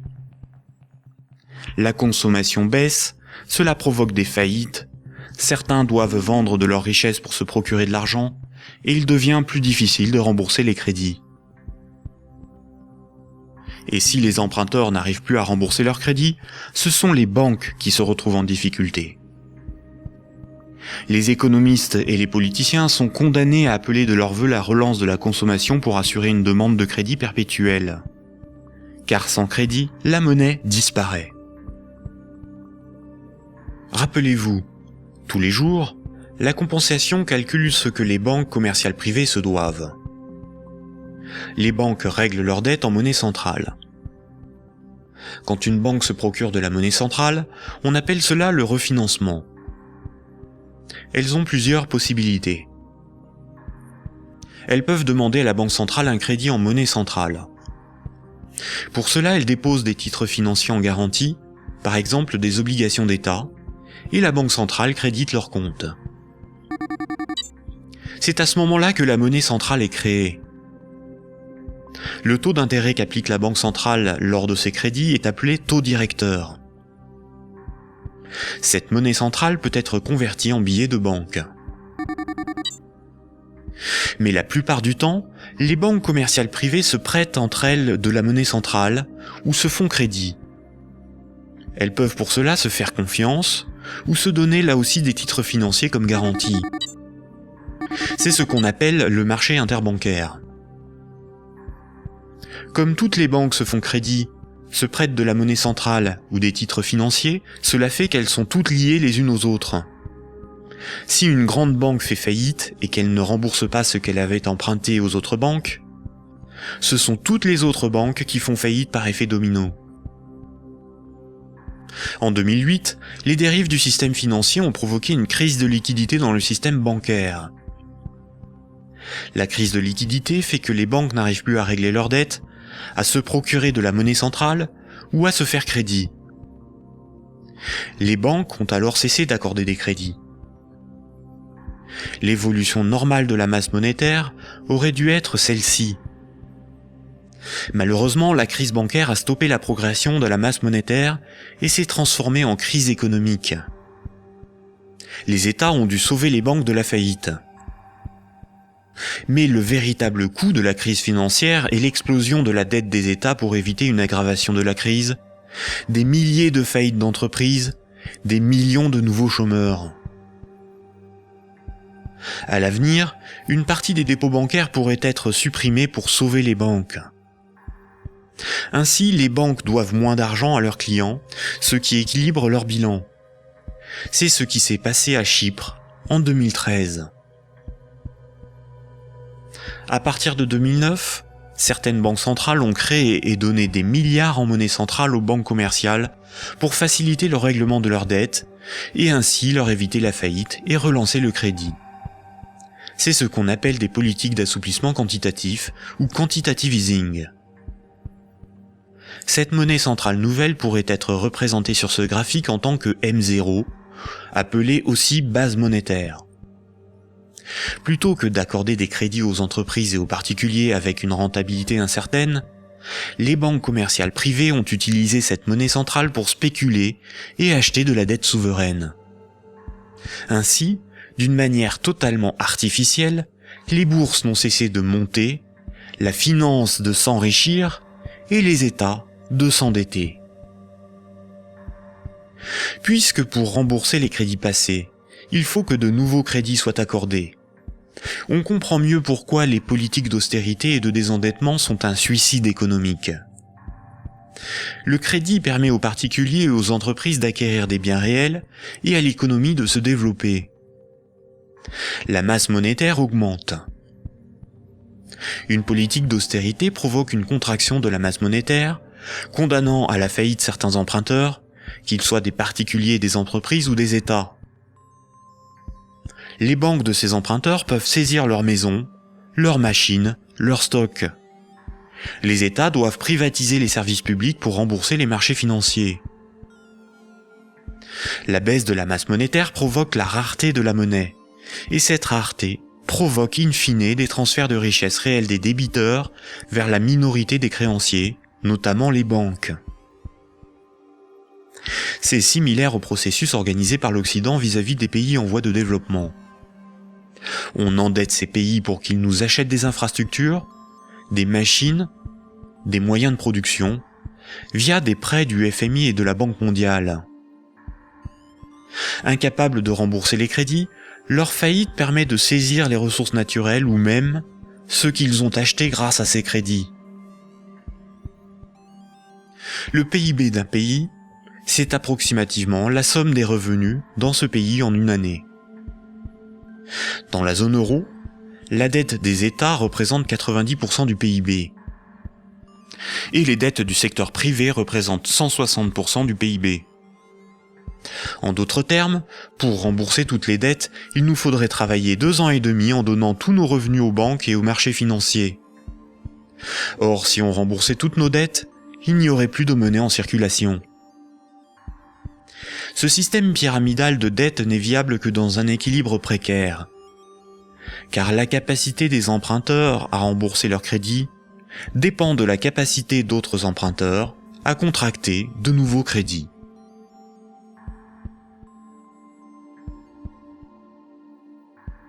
La fructification du capital, ou ce qu'on appelle l'usure, est le fait de toucher des intérêts sur de l'argent que l'on a et que l'on prête. Imaginons un pays où 10 citoyens ont tous 10 euros. Si l'un d'eux prête ces 10 euros avec 10% d'intérêt, il va lui être remboursé 11 euros. S'il le fait 10 fois, les autres citoyens de ce pays auront perdu chacun 1 euro. S'il le fait 90 fois, il possédera les 9/10 des richesses du pays, sans avoir travaillé. C'est son capital qui travaille, pas lui. C'est déjà une situation moralement difficile à justifier.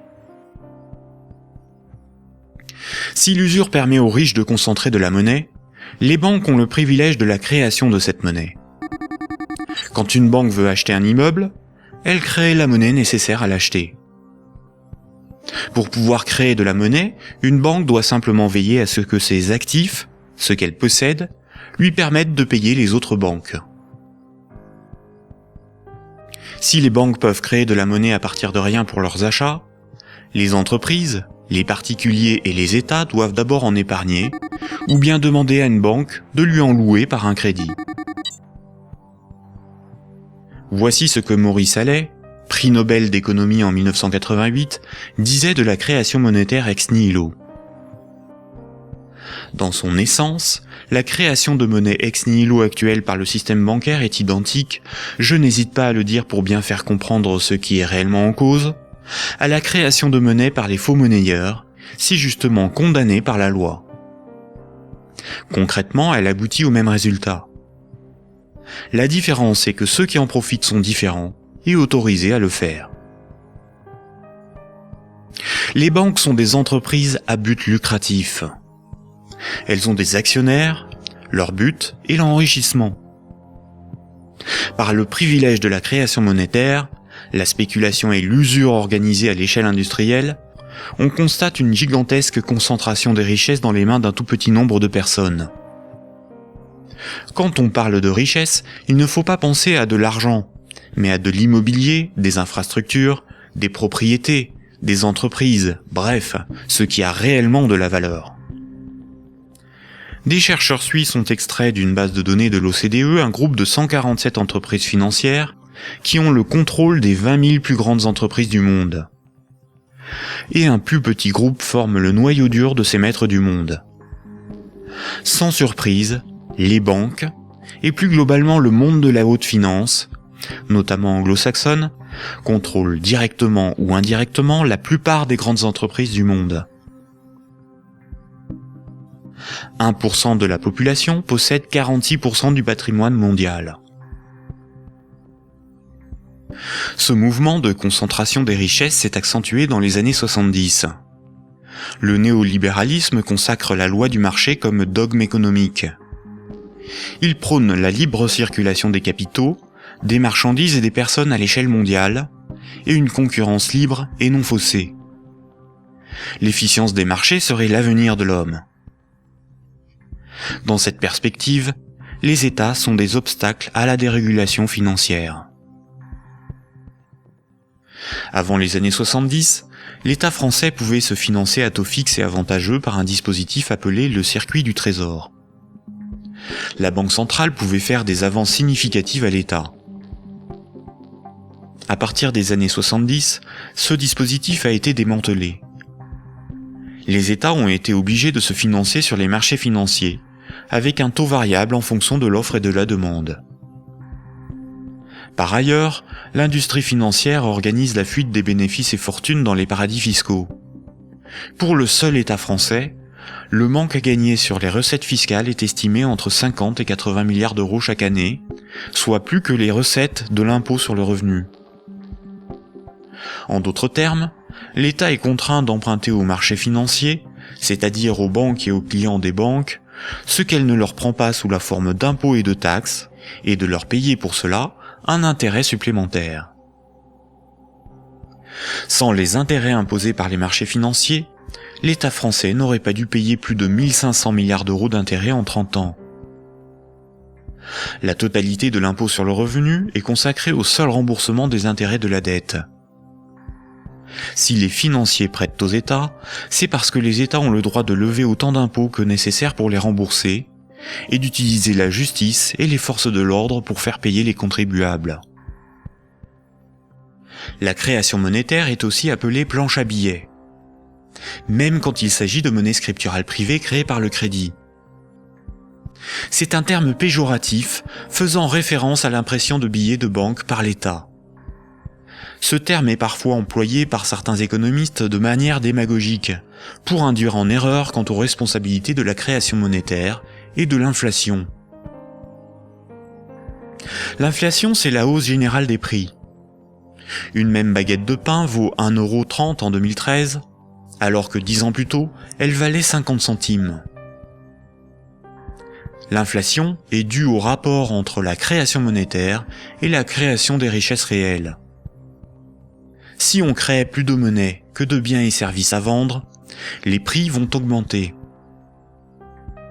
La déflation, c'est l'inverse. C'est la baisse générale des prix. Si on crée des biens et services à vendre, et qu'on ne crée pas de monnaie pour les acheter, la monnaie va manquer et les prix vont baisser. L'hyperinflation est une inflation excessive des prix, supérieure à 12 500% par an. Si une baguette de pain vaut 1 € en 2013, s'il y a de l'hyperinflation, elle vaudra au minimum 12,50 € un an plus tard. Dans les années 70 et 80, l'inflation a atteint 15%, alors même que l'interdiction de permettre à la Banque centrale de faire des avances à l'État devait nous prémunir d'une telle situation. En réalité, interdire à l'État le financement à taux avantageux par sa propre banque centrale était le moyen non pas d'éviter une inflation excessive, mais de transférer une partie des recettes fiscales de l'État au marché financier, c'est-à-dire aux banques et à leurs clients, et d'assurer aux banques commerciales privées le monopole de la création monétaire en supprimant la concurrence de l'État.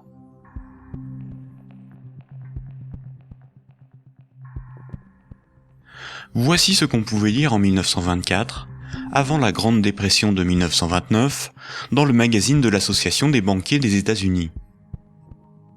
Le capital doit assurer sa propre protection par tous les moyens possibles, grâce à la coalition et à la législation. Les dettes doivent être collectées et les hypothèques exercées le plus rapidement possible. Lorsque les personnes ordinaires perdent leur maison à travers le processus de la loi, elles deviennent plus dociles et peuvent plus facilement être dirigées grâce au bras fort du gouvernement représenté par les principaux acteurs financiers et par une puissance centrale due aux richesses. Ces vérités sont bien connues de nos principaux intervenants, qui s'appliquent désormais à créer un impérialisme permettant de gouverner le monde. En divisant les votants grâce au système de partis politiques, nous les manipulons afin qu'ils dépensent toute leur énergie pour des problèmes n'ayant aucune importance.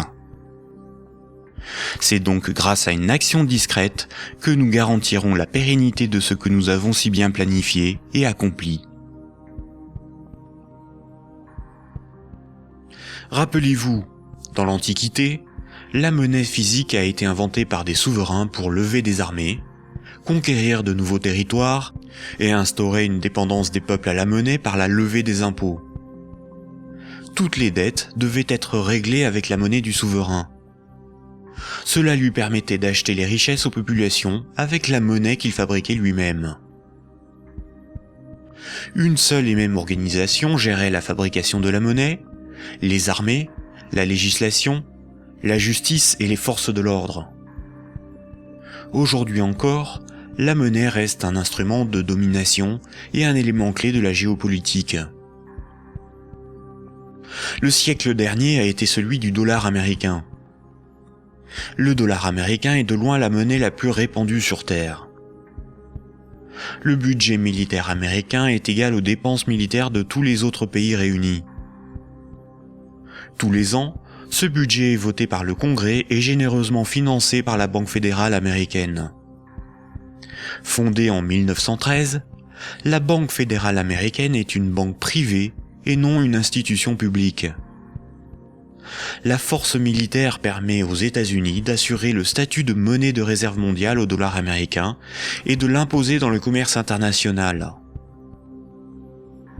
Avant les attentats du 11 septembre 2001, les pays clés indépendants du système monétaire anglo-saxon étaient l'Afghanistan, l'Irak, le Soudan, la Libye, la Syrie, Cuba, la Corée du Nord, la Somalie et l'Iran. Les États-Unis et leurs alliés ont attaqué l'Afghanistan, l'Irak et la Libye. En Libye, une banque centrale opérationnelle a été créée par les soi-disant rebelles avant même que la guerre ne soit finie. Le colonel Kadhafi, Saddam Hussein et Kennedy ont en commun d'avoir défié la domination du dollar américain du cartel de banques privées qui dirige la Banque fédérale américaine. Aujourd'hui, les banques centrales sont indépendantes de tout pouvoir politique et sont coordonnées à l'échelle mondiale par la Banque des banques centrales, la BRI, Banque des règlements internationaux, située à Bâle en Suisse. Ce n'est pas une institution publique, elle n'a aucun mandat, ses membres ne sont pas élus, et pourtant c'est probablement le cœur du futur gouvernement mondial. L'application de la loi par les tribunaux, les forces de l'ordre, l'armée, sont comme des services assurés par les États à la corporation bancaire, qui contrôle aussi les plus grandes entreprises du monde. La propagande et la guerre permettent d'étendre la zone d'influence des monnaies, et donc le pouvoir de ceux qui en contrôlent la production. Sans la création monétaire par les banques commerciales privées, l'économie ne pourrait pas se développer, et le financement des États par les impôts et les taxes ne serait pas possible. Par cette dépendance, les intérêts de la corporation bancaire sont aussi ceux de la classe politique. Mayer Amschel Rothschild, célèbre banquier du XVIIe siècle, considéré comme le père de la finance internationale, a triomphalement déclaré ceci. « Donnez-moi le droit d'émettre et de contrôler l'argent d'une nation, et alors, peu m'importe qui fait ses lois. » Est-ce vraiment le peuple qui a le pouvoir ? Démocratie veut dire le pouvoir au peuple. En grec, démos c'est le peuple et kratos c'est le pouvoir. Dans un état de droit, celui qui établit les lois a le pouvoir. En démocratie, c'est le peuple qui écrit et vote les lois. Une aristocratie, c'est le pouvoir au meilleur. En grec, aristos, c'est le meilleur, et kratos, c'est le pouvoir. En aristocratie, ce sont les meilleurs qui ont le pouvoir et établissent les lois. Une oligarchie, c'est le pouvoir à un petit nombre. Oligos, c'est un petit nombre. En oligarchie, c'est un petit nombre qui a le pouvoir. En France, nous sommes sous un régime dénommé gouvernement représentatif. Tous les 5 ans, on demande au peuple d'élire ses représentants parmi un groupe d'hommes politiques, dénommé classe politique. Les représentants écrivent et votent les lois, pas le peuple. Nous sommes donc dans une oligarchie. Historiquement, le terme de démocratie pour désigner le gouvernement représentatif a été employé dans les années 1830 pour tromper l'opinion publique et faire croire au peuple qu'il a le pouvoir. Ce mensonge perdure encore de nos jours. Si nous étions en démocratie, nous voterions nous-mêmes les lois, par des votations ou des référendums, et nous pourrions aussi en écrire, en proposer. En France, les représentants du peuple sont des politiciens de carrière, pour beaucoup fonctionnaires et issus de classes supérieures, âgés de 60 ans en moyenne. Ils ne sont en rien représentatifs du peuple français.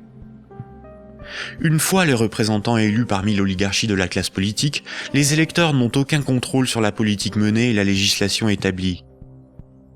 Les représentants votent selon leurs opinions, leurs intérêts, leur complicité ou leur carrière politique. Ils sont la cible de groupes d'intérêts qui influencent leur vote. Les textes de loi sont dans 9 cas sur 10 rédigés par de hauts fonctionnaires non élus. Donner le pouvoir à un groupe d'hommes issus d'une oligarchie, ce n'est pas avoir le pouvoir, c'est désigner ses maîtres. Les partis politiques, apparus dans les années 1840, étaient un moyen de canaliser l'insatisfaction des électeurs dans des oppositions et des conflits sans conséquences. Car si les lois étaient votées par le peuple, ce qui définit la démocratie, il n'y aurait pas de manifestations, pas de grèves, pas de mécontentement ou de troubles sociaux. Le peuple serait souverain. Durant la Révolution, les riches avaient bien plus à perdre que les pauvres. Voltaire, figure emblématique des Lumières, disait ceci. Un pays bien organisé est celui où le petit nombre fait travailler le grand nombre, est nourri par lui, et le gouverne. Si le pouvoir était donné au peuple, il aurait défendu ses intérêts propres au détriment de la minorité des riches, des notables et des banquiers. Écoutons le philosophe Alain Badiou parler de la démocratie actuelle. Voyez-vous, Alain Badiou, c'est ce que nous avons trouvé de moins mauvais pour choisir nos dirigeants. Oh, la théorie du moins mauvais, ça, vous savez, la théorie du moins mauvais ne peut pas impressionner le philosophe que je suis. Elle a beaucoup servi pour justifier le pire, le moins pire par rapport au plus pire, par exemple. C'est Churchill qui a inventé cette histoire, qui a consisté à dire que la démocratie, c'était le pire de tous les régimes, à l'exception de tous les autres. Il avait raison ? Eh ben non, il n'avait pas forcément raison. Pourquoi aurait-il eu raison ? Parce que sous la démocratie, on peut vivre. Mais il se peut que le meilleur régime politique soit à venir, qu'il dépende d'une invention de l'humanité. Après tout, vous savez, pendant des millénaires, ce à quoi nous assistions, c'était à des théocraties, à des régimes extraordinairement tyranniques et oppressifs. Ils ont duré bien plus longtemps que votre démocratie, bien plus longtemps. Donc cette démocratie, c'est peut-être tout simplement une sorte de petit intervalle dans l'histoire. Surtout que elle ne marche que là où le capitalisme est déchaîné. Ça, c'est un fait. Le régime parlementaire démocratique, je le constate, c'est un fait. Il n'existe comme régime installé, consensuel, conséquent, que là où l'économie capitaliste s'est développée. Et quand l'économie capitaliste commence à flancher, ce type de représentation politique se sent aussi un peu malade, n'est-ce pas ? C'est là où on en vient au cœur de votre pensée. Un tout petit moment d'explication. Vous êtes, Alain Badiou, un de ceux qui avaient revendiqué le mot communisme, alors même que les régimes communistes ou étiquetés communistes étaient effondrés. Vous aspirez à un régime politique qui serait placé sous le signe de l'égalité. Tout votre livre, toute la République de Platon, tourne autour de cette idée. La cité idéale, c'est la cité de l'égalité, la cité de l'idée juste, donc du communisme. Et quand vous nous dites, pour moi, le capitalisme, c'est l'équivalent de la démocratie, là est la racine de votre rejet de la démocratie, je ne vous trahis pas. De cette démocratie-là, parce que je n'accepterai pas de dire que je rejette la démocratie. Vous avez parlé tout à l'heure d'une illusion démocratique, mais la démocratie que nous connaissons aujourd'hui, c'est elle qui est l'illusion démocratique. Parce que personne, dans le débat politique français ou étranger, dans les pays démocratiques, ne veut abolir le capitalisme. C'est ça le sujet. C'est pas exactement ça. C'est un petit peu plus précis. C'est parce que les différents gestionnaires possibles de notre société sont des gens qui, de toute façon, admettent pour l'essentiel l'ordre établi. Ça, il faut en convenir. D'ailleurs, s'ils n'admettaient pas les uns et les autres l'ordre établi, ils n'accepteraient pas de se succéder comme ils le font. Il faut bien que tel candidat ne soit pas extraordinairement différent de tel autre pour qu'il puisse alterner le mouvement des affaires restant à peu près le même, après tout. Donc il y a un consensus fondamental qui fonde ce que vous appelez, vous, la démocratie, qui est une démocratie tout à fait normée, tout à fait particulière, et qui repose sur des acceptations fondamentales premières. Voilà. Et donc je soutiens que nous ne vivons pas du tout dans la démocratie. Nous vivons en réalité en oligarchie. Voilà. Nous sommes dominés par une oligarchie financière, politique et médiatique. Tout le monde le sait d'ailleurs. Tout le monde voit parfaitement qu'il faut absolument maintenir ce système pour maintenir le système politique lui-même. Qui gouverne dans la cité juste, dans la cité idéale? Eh bien, qui gouverne normalement dans la cité juste, dans la cité idéale, c'est précisément tout le monde. C'est la démocratie véritable. C'est-à-dire qu'il n'y a pas d'État séparé de l'ensemble des gens. Voilà. C'est ça la cité idéale. La cité idéale, c'est la grande idée communiste de Marx lui-même, qui est un peu oubliée, mais que je voudrais rappeler. C'est le dépérissement de l'État. C'est l'idée que l'existence d'une machine d'État oppressive, séparée, qui doit être perpétuellement validée par des élections, etc., c'est une affaire vieillie, c'est une affaire qu'il faut dépasser absolument, au nom de ce que Marx lui-même appelait un régime d'association. La capacité, pour tout le monde, de s'occuper de ses propres affaires. Ce qui est intéressant, et c'est là où, quand vous parliez de l'idée de Marx et de l'idée de l'association, vous êtes un fervent admirateur de ce qu'on a appelé les révolutions arabes, fervent admirateur également de ce qu'on a appelé le mouvement des indignés. Et ce qui est très intéressant, c'est que votre critique sur les révolutions arabes commence au moment où elle se transforme en processus démocratique électoral avec des élections. Oh ben c'est pas ma critique à moi, c'est d'abord la critique de tous ceux qui ont participé au mouvement dans les pays arabes. Ils ont été légèrement surpris et déconcertés par le résultat des élections.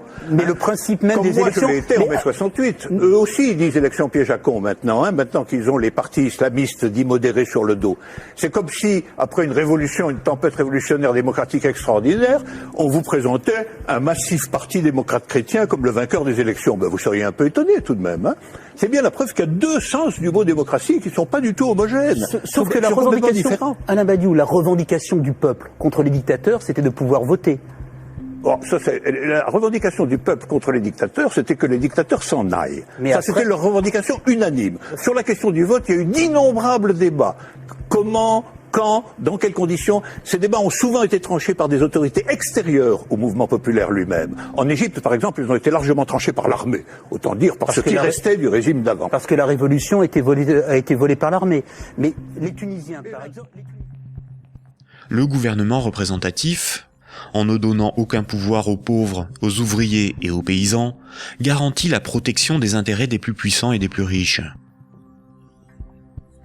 Aujourd'hui encore, le citoyen n'est qu'un électeur, un emprunteur et un consommateur. Il est informé par des médias inféodés aux grands groupes financiers et industriels dont ils sont pour la plupart la propriété. Le vote des lois par les citoyens, le référendum d'initiative populaire, ou la mise en place d'un parlement tiré au sort dans la population comme le sont les jurys populaires, qui sont des évolutions démocratiques élémentaires, sont systématiquement dénigrés dans les médias. L'Union européenne est une organisation soutenue à l'origine par les élites américaines pour éviter l'apparition d'une puissance concurrente en Europe de l'Ouest. Elle est néolibérale et structurellement antidémocratique. Si les peuples européens écrivaient et votaient eux-mêmes les lois de l'Union, Bruxelles ne serait pas la seconde place de lobbying après Washington. L'Union européenne est le royaume de Goldman Sachs et de la haute finance, dont les hommes se retrouvent à la tête de nombreuses institutions et même de certains États. Et nombreuses sont les carrières politiques se prolongeant dans le privé, au service des lobbies ou dans les grandes entreprises. Ce que nous appelons des euros, ce qui est sur notre compte en banque, ce ne sont pas des euros, mais une dette en euros. Ce que nous appelons crédit, prêt ou emprunt, ce n'est qu'une création de monnaie temporaire. Ce que nous appelons démocratie n'est pas une démocratie, mais une oligarchie. Ce que nous appelons un citoyen n'est rien d'autre qu'un électeur. Ces manipulations du langage empêchent les intellectuels, les politiciens, les journalistes et les électeurs de penser le monde. Elles dissimulent avec habileté le pouvoir sans égal des corporations, de la finance et du secteur bancaire.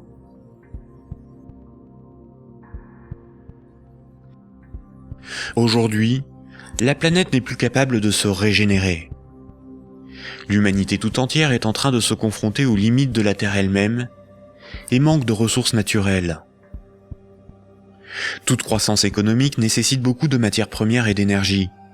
Or, les ressources de la planète sont limitées.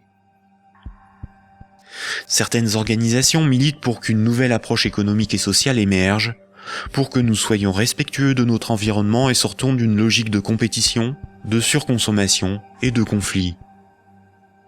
Certains font la promotion de la décroissance. La décroissance permettrait l'équilibre de l'activité humaine et les ressources de la planète. Mais la décroissance sous-entend une réduction permanente de la demande de crédit, donc une contraction de la masse monétaire qui déboucherait rapidement sur une crise économique majeure. En réalité, les nations sont les esclaves de l'impérieuse nécessité d'une dette perpétuelle pour disposer de monnaie, donc d'une croissance soutenue, impliquant une consommation en progression constante.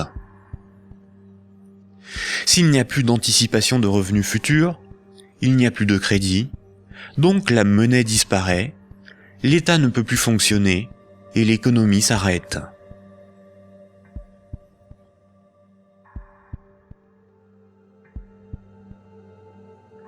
La monnaie en circulation est créée par les banques contre intérêt lorsqu'elles accordent des crédits et détruite lors du remboursement des crédits.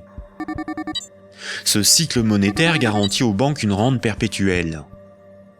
Les créanciers sont les banques et le secteur financier, et les débiteurs sont le reste du monde. Notre système économique n'est en rien libéral, puisque nous sommes dépendants des banques pour réaliser le moindre échange économique. Nous ne sommes pas libres de ne pas être endettés.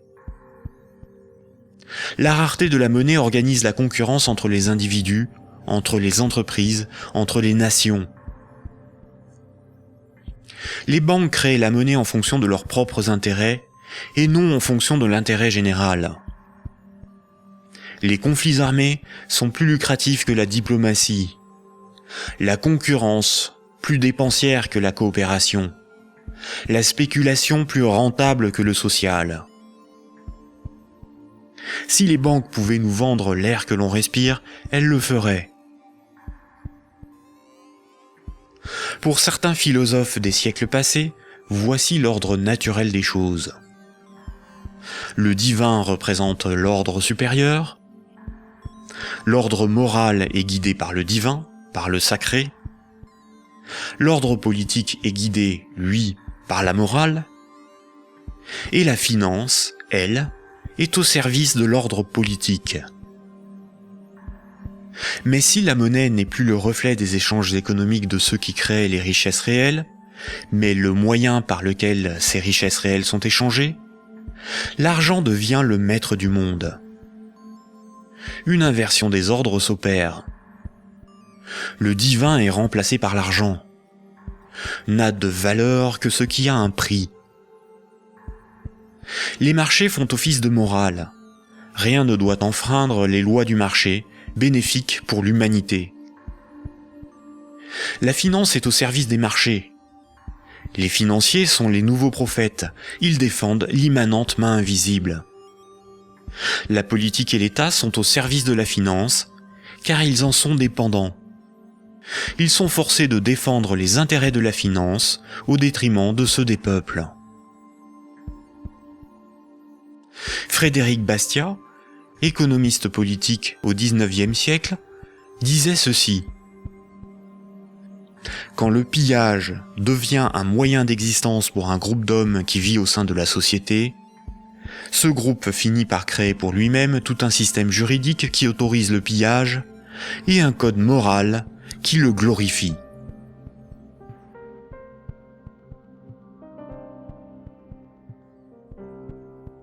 Récapitulons. Voici les points importants qu'il faut retenir. Avant l'invention de la monnaie, les systèmes de comptabilité des dettes permettaient aux hommes d'échanger librement des biens et des services. Il était simplement noté ce qui était donné ou les services rendus, à qui et quand, de sorte à s'assurer que chacun donnait autant qu'il recevait. Les hommes se faisaient confiance, c'est ce qui leur permettait de se faire crédit. C'est environ 700 ans avant Jésus-Christ que la monnaie a été créée comme un outil de domination au service de souverains ou d'États. Le souverain payait ses soldats avec une monnaie qu'il fabriquait lui-même. Les soldats forçaient les paysans à accepter cette monnaie comme paiement. Le souverain s'assurait que personne d'autre ne produisait cette monnaie. Les faux monnayeurs étaient sévèrement punis. Le souverain levait ensuite un impôt dans sa propre monnaie. Les paysans étaient donc obligés de se procurer de la monnaie du souverain pour payer leurs impôts et éviter de finir esclaves, emprisonnés ou pendus. La monnaie permettait donc au souverain de payer son armée, de maintenir l'ordre par la violence et d'extorquer des biens et services à ses sujets. Dès lors, le terme de dette a été progressivement dévoyé. On disait que ceux qui ne payaient pas leurs impôts avaient une dette envers le souverain. C'est faux. Pour qu'un sujet ait une dette envers le souverain, il aurait fallu que le souverain lui ait d'abord donné quelque chose de valeur. Or, le souverain exigeait avec violence et sans contrepartie de la monnaie qu'il était le seul à fabriquer. Le mythe de la monnaie remplaçant le troc masque le fait que celui qui a le pouvoir de créer la monnaie peut s'approprier le travail d'autrui sans contrepartie. De nos jours, les institutions qui créent la monnaie sont les banques commerciales privées dont le but est le profit.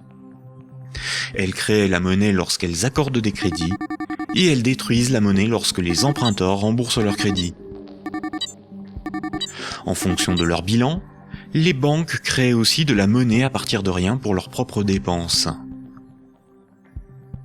Quand, par exemple, on demande du pain à quelqu'un, il est bien normal de le lui rendre plus tard. On a une dette envers cette personne. C'est la morale qui nous dicte ce comportement, à juste titre. Mais quand une banque fait crédit, elle ne prête pas l'argent qu'elle possède. Elle le crée à partir de rien. Quand un emprunteur est endetté vis-à-vis d'une banque, la banque ne lui a rien donné. Elle exige pourtant qu'on lui rende quelque chose qu'elle ne possédait pas avant d'accorder le crédit, majoré d'un intérêt pour le service rendu. C'est parce que la loi protège ce privilège qu'elles peuvent contraindre les emprunteurs à rembourser leur crédit, quitte à saisir leurs biens et à les envoyer en prison. Il s'agit là d'un rapport de force. Les soi-disant dettes issues des crédits bancaires sont un moyen par lequel les banques extorquent une partie de notre travail contre une création de monnaie temporaire. En associant la notion de dette avec le crédit bancaire, cette pratique a été moralisée et donc normalisée. La monnaie centrale donne l'illusion que c'est l'État qui crée la monnaie. Or, la monnaie centrale est fabriquée à la demande des banques commerciales privées lorsque des actifs détenus par celles-ci sont monétisés par la banque centrale. En réalité, ce sont bien les banques commerciales privées qui fabriquent et louent la monnaie que nous utilisons tous au quotidien.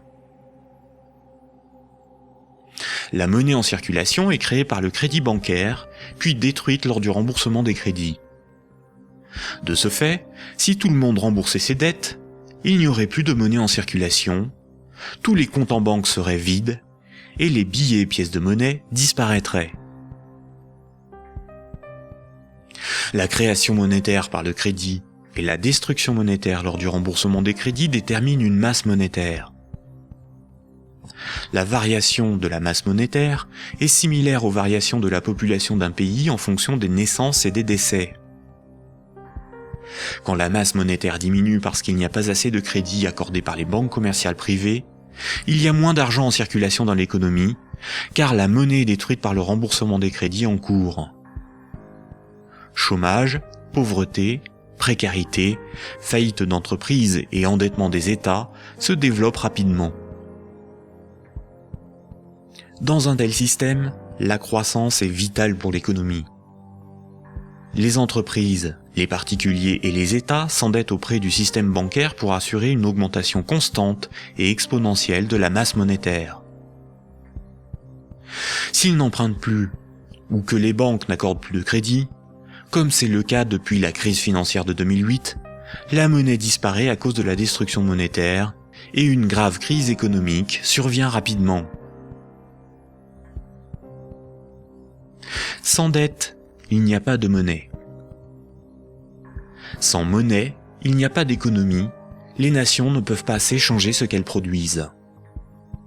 Donc sans dette, il n'y a pas d'économie.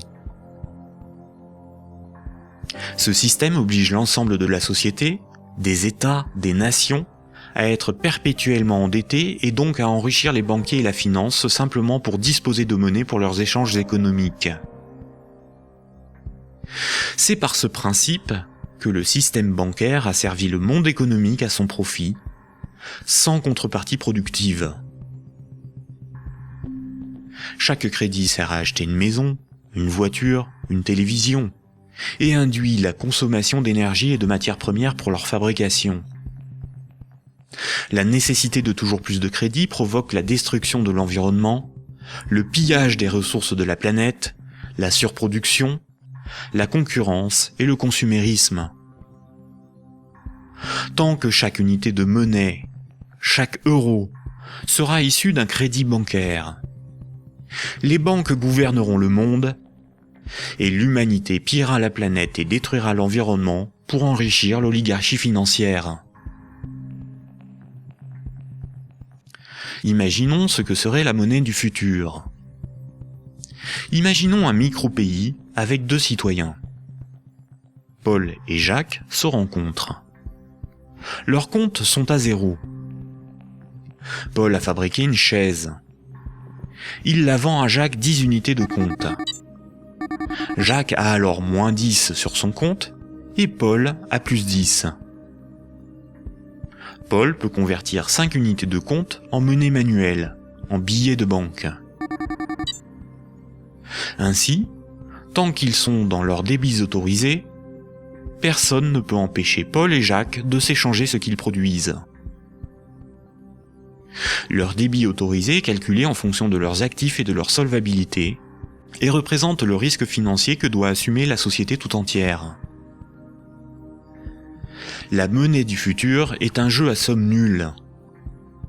Dans le futur, la monnaie sera représentative des échanges économiques réalisés, et non ce qui les permet. Aujourd'hui, la monnaie ne fonctionne pas du tout comme ça. Ajoutons dans ce micro-pays une banque. Pour acheter la chaise de Paul, Jacques va emprunter à la banque les 10 € nécessaires pour la payer. Jacques devra rembourser ces 10 € à la banque et verser en plus 1 € d'intérêt qui n'existe pas. Après la transaction, Paul possède bien les 10 € nécessaires à rembourser la banque et il faudra bien que Jacques les récupère d'une manière ou d'une autre pour rembourser son crédit. Il devra vendre son temps ou fabriquer des choses à vendre pour récupérer les euros pour rembourser son crédit.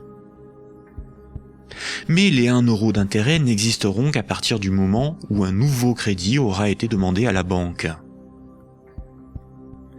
On comprend donc plusieurs réalités.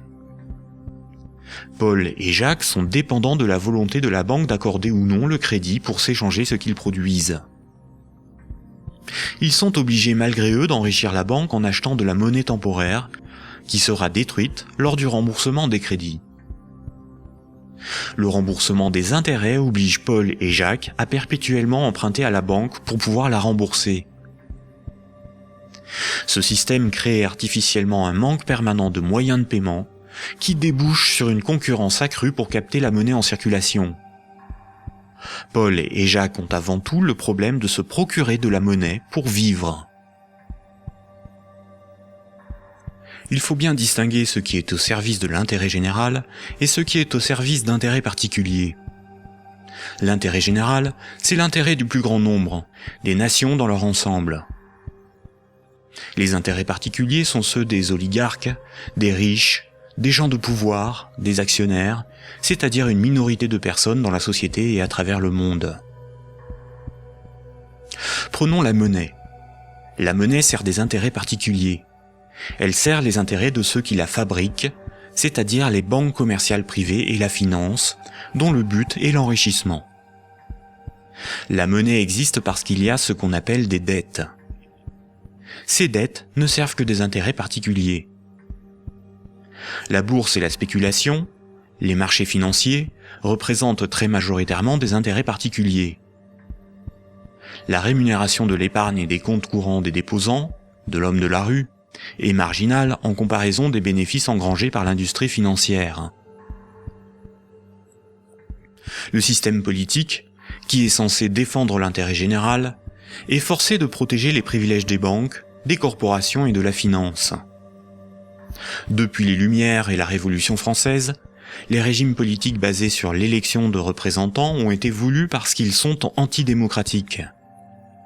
Ils permettent de défendre les intérêts de la classe supérieure et des élites par l'établissement de collusions toujours plus fortes entre la classe politique et les oligarchies financières et capitalistiques dont ils sont dépendants. La guerre est souvent financée par les riches et les banquiers. Seules des révolutions, des rébellions ou des révoltes se veulent véritablement au service de ceux qui les mènent. Les guerres, elles, ne servent que rarement l'intérêt général. La science, l'environnement, la santé, l'éducation, le progrès technique sont au service de l'intérêt général. En réalité, avec la privatisation de l'ensemble de ces domaines, ils sont de plus en plus au service d'intérêts particuliers afin d'en tirer le maximum de profit. La généralisation de l'économie de marché s'accompagne d'une concentration des richesses telle qu'à l'échelle mondiale, les 85 personnes les plus riches ont autant que les 3,5 milliards les plus pauvres. Et ces disparités ne cessent aussi de s'accroître dans les pays développés. La majorité productive s'appauvrit quand une minorité financière et capitalistique s'enrichit. Les riches n'ont jamais été aussi riches. Comment en est-on arrivé à une telle situation ? Pourquoi n'y a-t-il pas de mobilisation ou de révolte contre le capitalisme et la finance déchaînée qui ne cessent de dicter leurs lois aux nations ?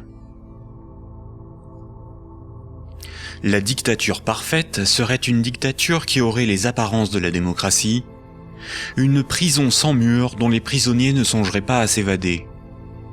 Un système d'esclavage où, grâce à la consommation et au divertissement, les esclaves auraient l'amour de leur servitude. Aldous Huxley, dans Le meilleur des mondes. La croissance, essentielle à la domination de la finance, nécessite des travailleurs consommateurs dociles et manipulables. La télévision les divertit par les jeux, les séries, le voyeurisme de la télé-réalité et un flot d'informations brutes, sans aucune analyse, ne jouant que sur la force des images, l'émotionnel et les peurs primaires. On y fait l'apologie de l'oligarchie, des idoles, du consumérisme, de la légèreté, du sexe et de la bêtise. Consommer, c'est être libre et heureux, réfléchir est futile et ennuyeux. Le vocabulaire est réduit, le sens des mots dévoyé, de sorte qu'il n'est plus possible de penser la réalité. L'éducation est réduite à une forme de conditionnement à la servitude et d'insertion professionnelle. Un individu inculte n'a qu'un horizon de pensée limité, et plus sa pensée est bornée à des préoccupations futiles, moins il peut se révolter. La destruction des États-nations, de la cellule familiale, la négation des identités culturelles, religieuses et sexuelles, sont les moyens de supprimer tous leurs repères aux individus. Ils n'ont alors ni l'environnement social et institutionnel, ni les ressources mentales pour s'opposer à la domination mondiale des multinationales et de l'oligarchie financière, politique et capitalistique. Il faut comprendre que la télévision, la radio et la presse sont des médias unidirectionnels, alors que l'Internet est multidirectionnel. Les médias unidirectionnels sont maîtrisés par un petit nombre de personnes soigneusement sélectionnées par les oligarchies politiques et financières pour délivrer des programmes servant leurs intérêts. L'opinion du citoyen est ainsi formatée, maîtrisée, contrôlée. À l'inverse, sur l'Internet, tous les intellectuels, philosophes et journalistes peuvent s'exprimer, partager leurs analyses, et le citoyen peut librement choisir ses sources d'information, partager ses opinions et en débattre.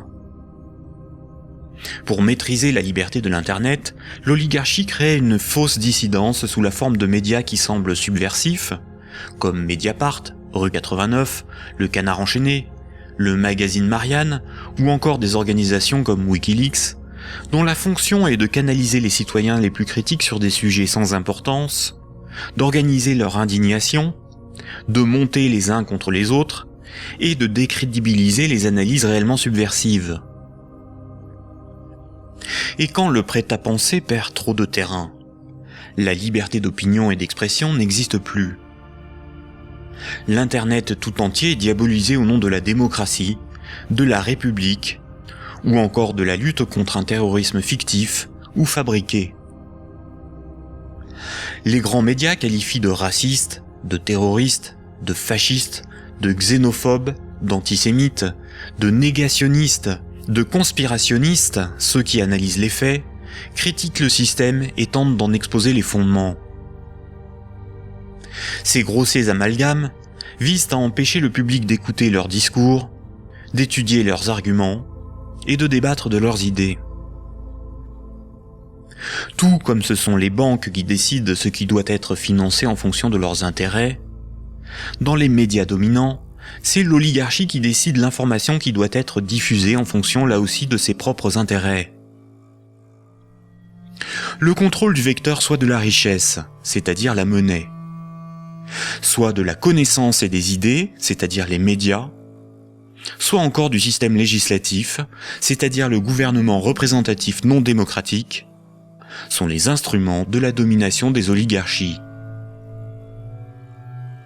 Dès lors, il ne faut pas tomber dans la provocation, l'extrémisme ou la violence. La violence et la provocation sont ce que le système attend pour justifier la censure, le contrôle d'Internet et la mise en place d'un État policier. Il ne faut pas non plus dépenser son énergie sur des détails. Il faut au contraire remettre en cause les fondamentaux sur lesquels repose ce système de domination. Tous les mouvements progressistes, sociaux ou alternatifs, quelle que soit leur forme, associations, partis politiques, ONG, et quelle que soit leur cause, devraient faire la promotion de 3 changements décisifs pour le monde de demain. Premier point. Remettre la création monétaire au service de l'intérêt général. Tant que ce sont les banques qui décident ce qui mérite d'être ou de ne pas être financé en fonction de leurs propres intérêts, le pouvoir politique et le libéralisme ne sont qu'illusions. Les banques ne sont pas là pour faire du social ou de l'investissement. Elles sont là pour faire des profits en prenant le moins de risques possible. Deuxième point. La création monétaire par le crédit à intérêt et la destruction monétaire lors du remboursement des crédits forment un système pyramidal obligeant l'humanité à détruire la planète pour le seul profit de la finance. Nous devons mettre en place un système monétaire permettant d'adapter notre niveau de vie aux ressources de la planète et garantir ainsi un environnement viable aux générations futures. Troisième point, instaurer un système politique réellement démocratique. Seule une véritable démocratie permettra de garantir que les 2 premiers points sont durablement défendus. Contrairement à ce que les élites veulent nous faire croire, des peuples éclairés sont tout à fait à même d'établir une politique qui défend leurs propres intérêts et les intérêts des générations futures. Ces 3 points sont intimement liés. Sans une monnaie réellement publique, le lobby bancaire aura toujours la capacité de faire plier les gouvernements et changer les institutions. Un régime réellement démocratique, où c'est le peuple qui vote lui-même les lois, permet à la nation de s'opposer à toute privatisation de la monnaie et est la garante du maintien de la finance au service de l'intérêt général. Une création monétaire publique et l'instauration d'une véritable démocratie sont indissociables, car l'un est le garant de l'autre. Voici quelques mouvements citoyens dont les propositions permettraient des évolutions majeures de la société. La monnaie permanente, le 100% monnaie ou smart. La monnaie permanente s'oppose à la monnaie d'endettement. Elle remplace la création monétaire privée. Elle permettrait la mise en place d'une politique réellement écologique et sociale. Accompagnée d'une véritable démocratie, elle rend leur souveraineté monétaire aux nations. Les systèmes d'échange locaux. Les CEL sont similaires au système de comptabilité des dettes sans monnaie de l'Antiquité. Ils sont totalement indépendants de l'euro, contrairement aux monnaies locales ou complémentaires. Si une monnaie locale ou complémentaire est créée en échange d'euros donnés à l'organisation qui les gère, elle ne provoque qu'un protectionnisme marchand à petite échelle. Le revenu de base est le dividende universel. Tout en bouleversant les rapports sociaux, il impose de repenser la notion de travail, de justice, et induit une refonte du système monétaire pour être appliqué à grande échelle. Le tirage au sort. Un parlement non élu, mais tiré au sort dans la population est un système par nature démocratique, incorruptible et parfaitement représentatif. Il s'inspire de la démocratie athénienne et des jurys populaires, évite les dérives électoralistes et institue l'impuissance des lobbies. La démocratie directe. Il s'agit de faire voter les lois par référendum. La Suisse, par exemple, par ses votations et son référendum d'initiative populaire contraignant, est très proche d'une démocratie directe.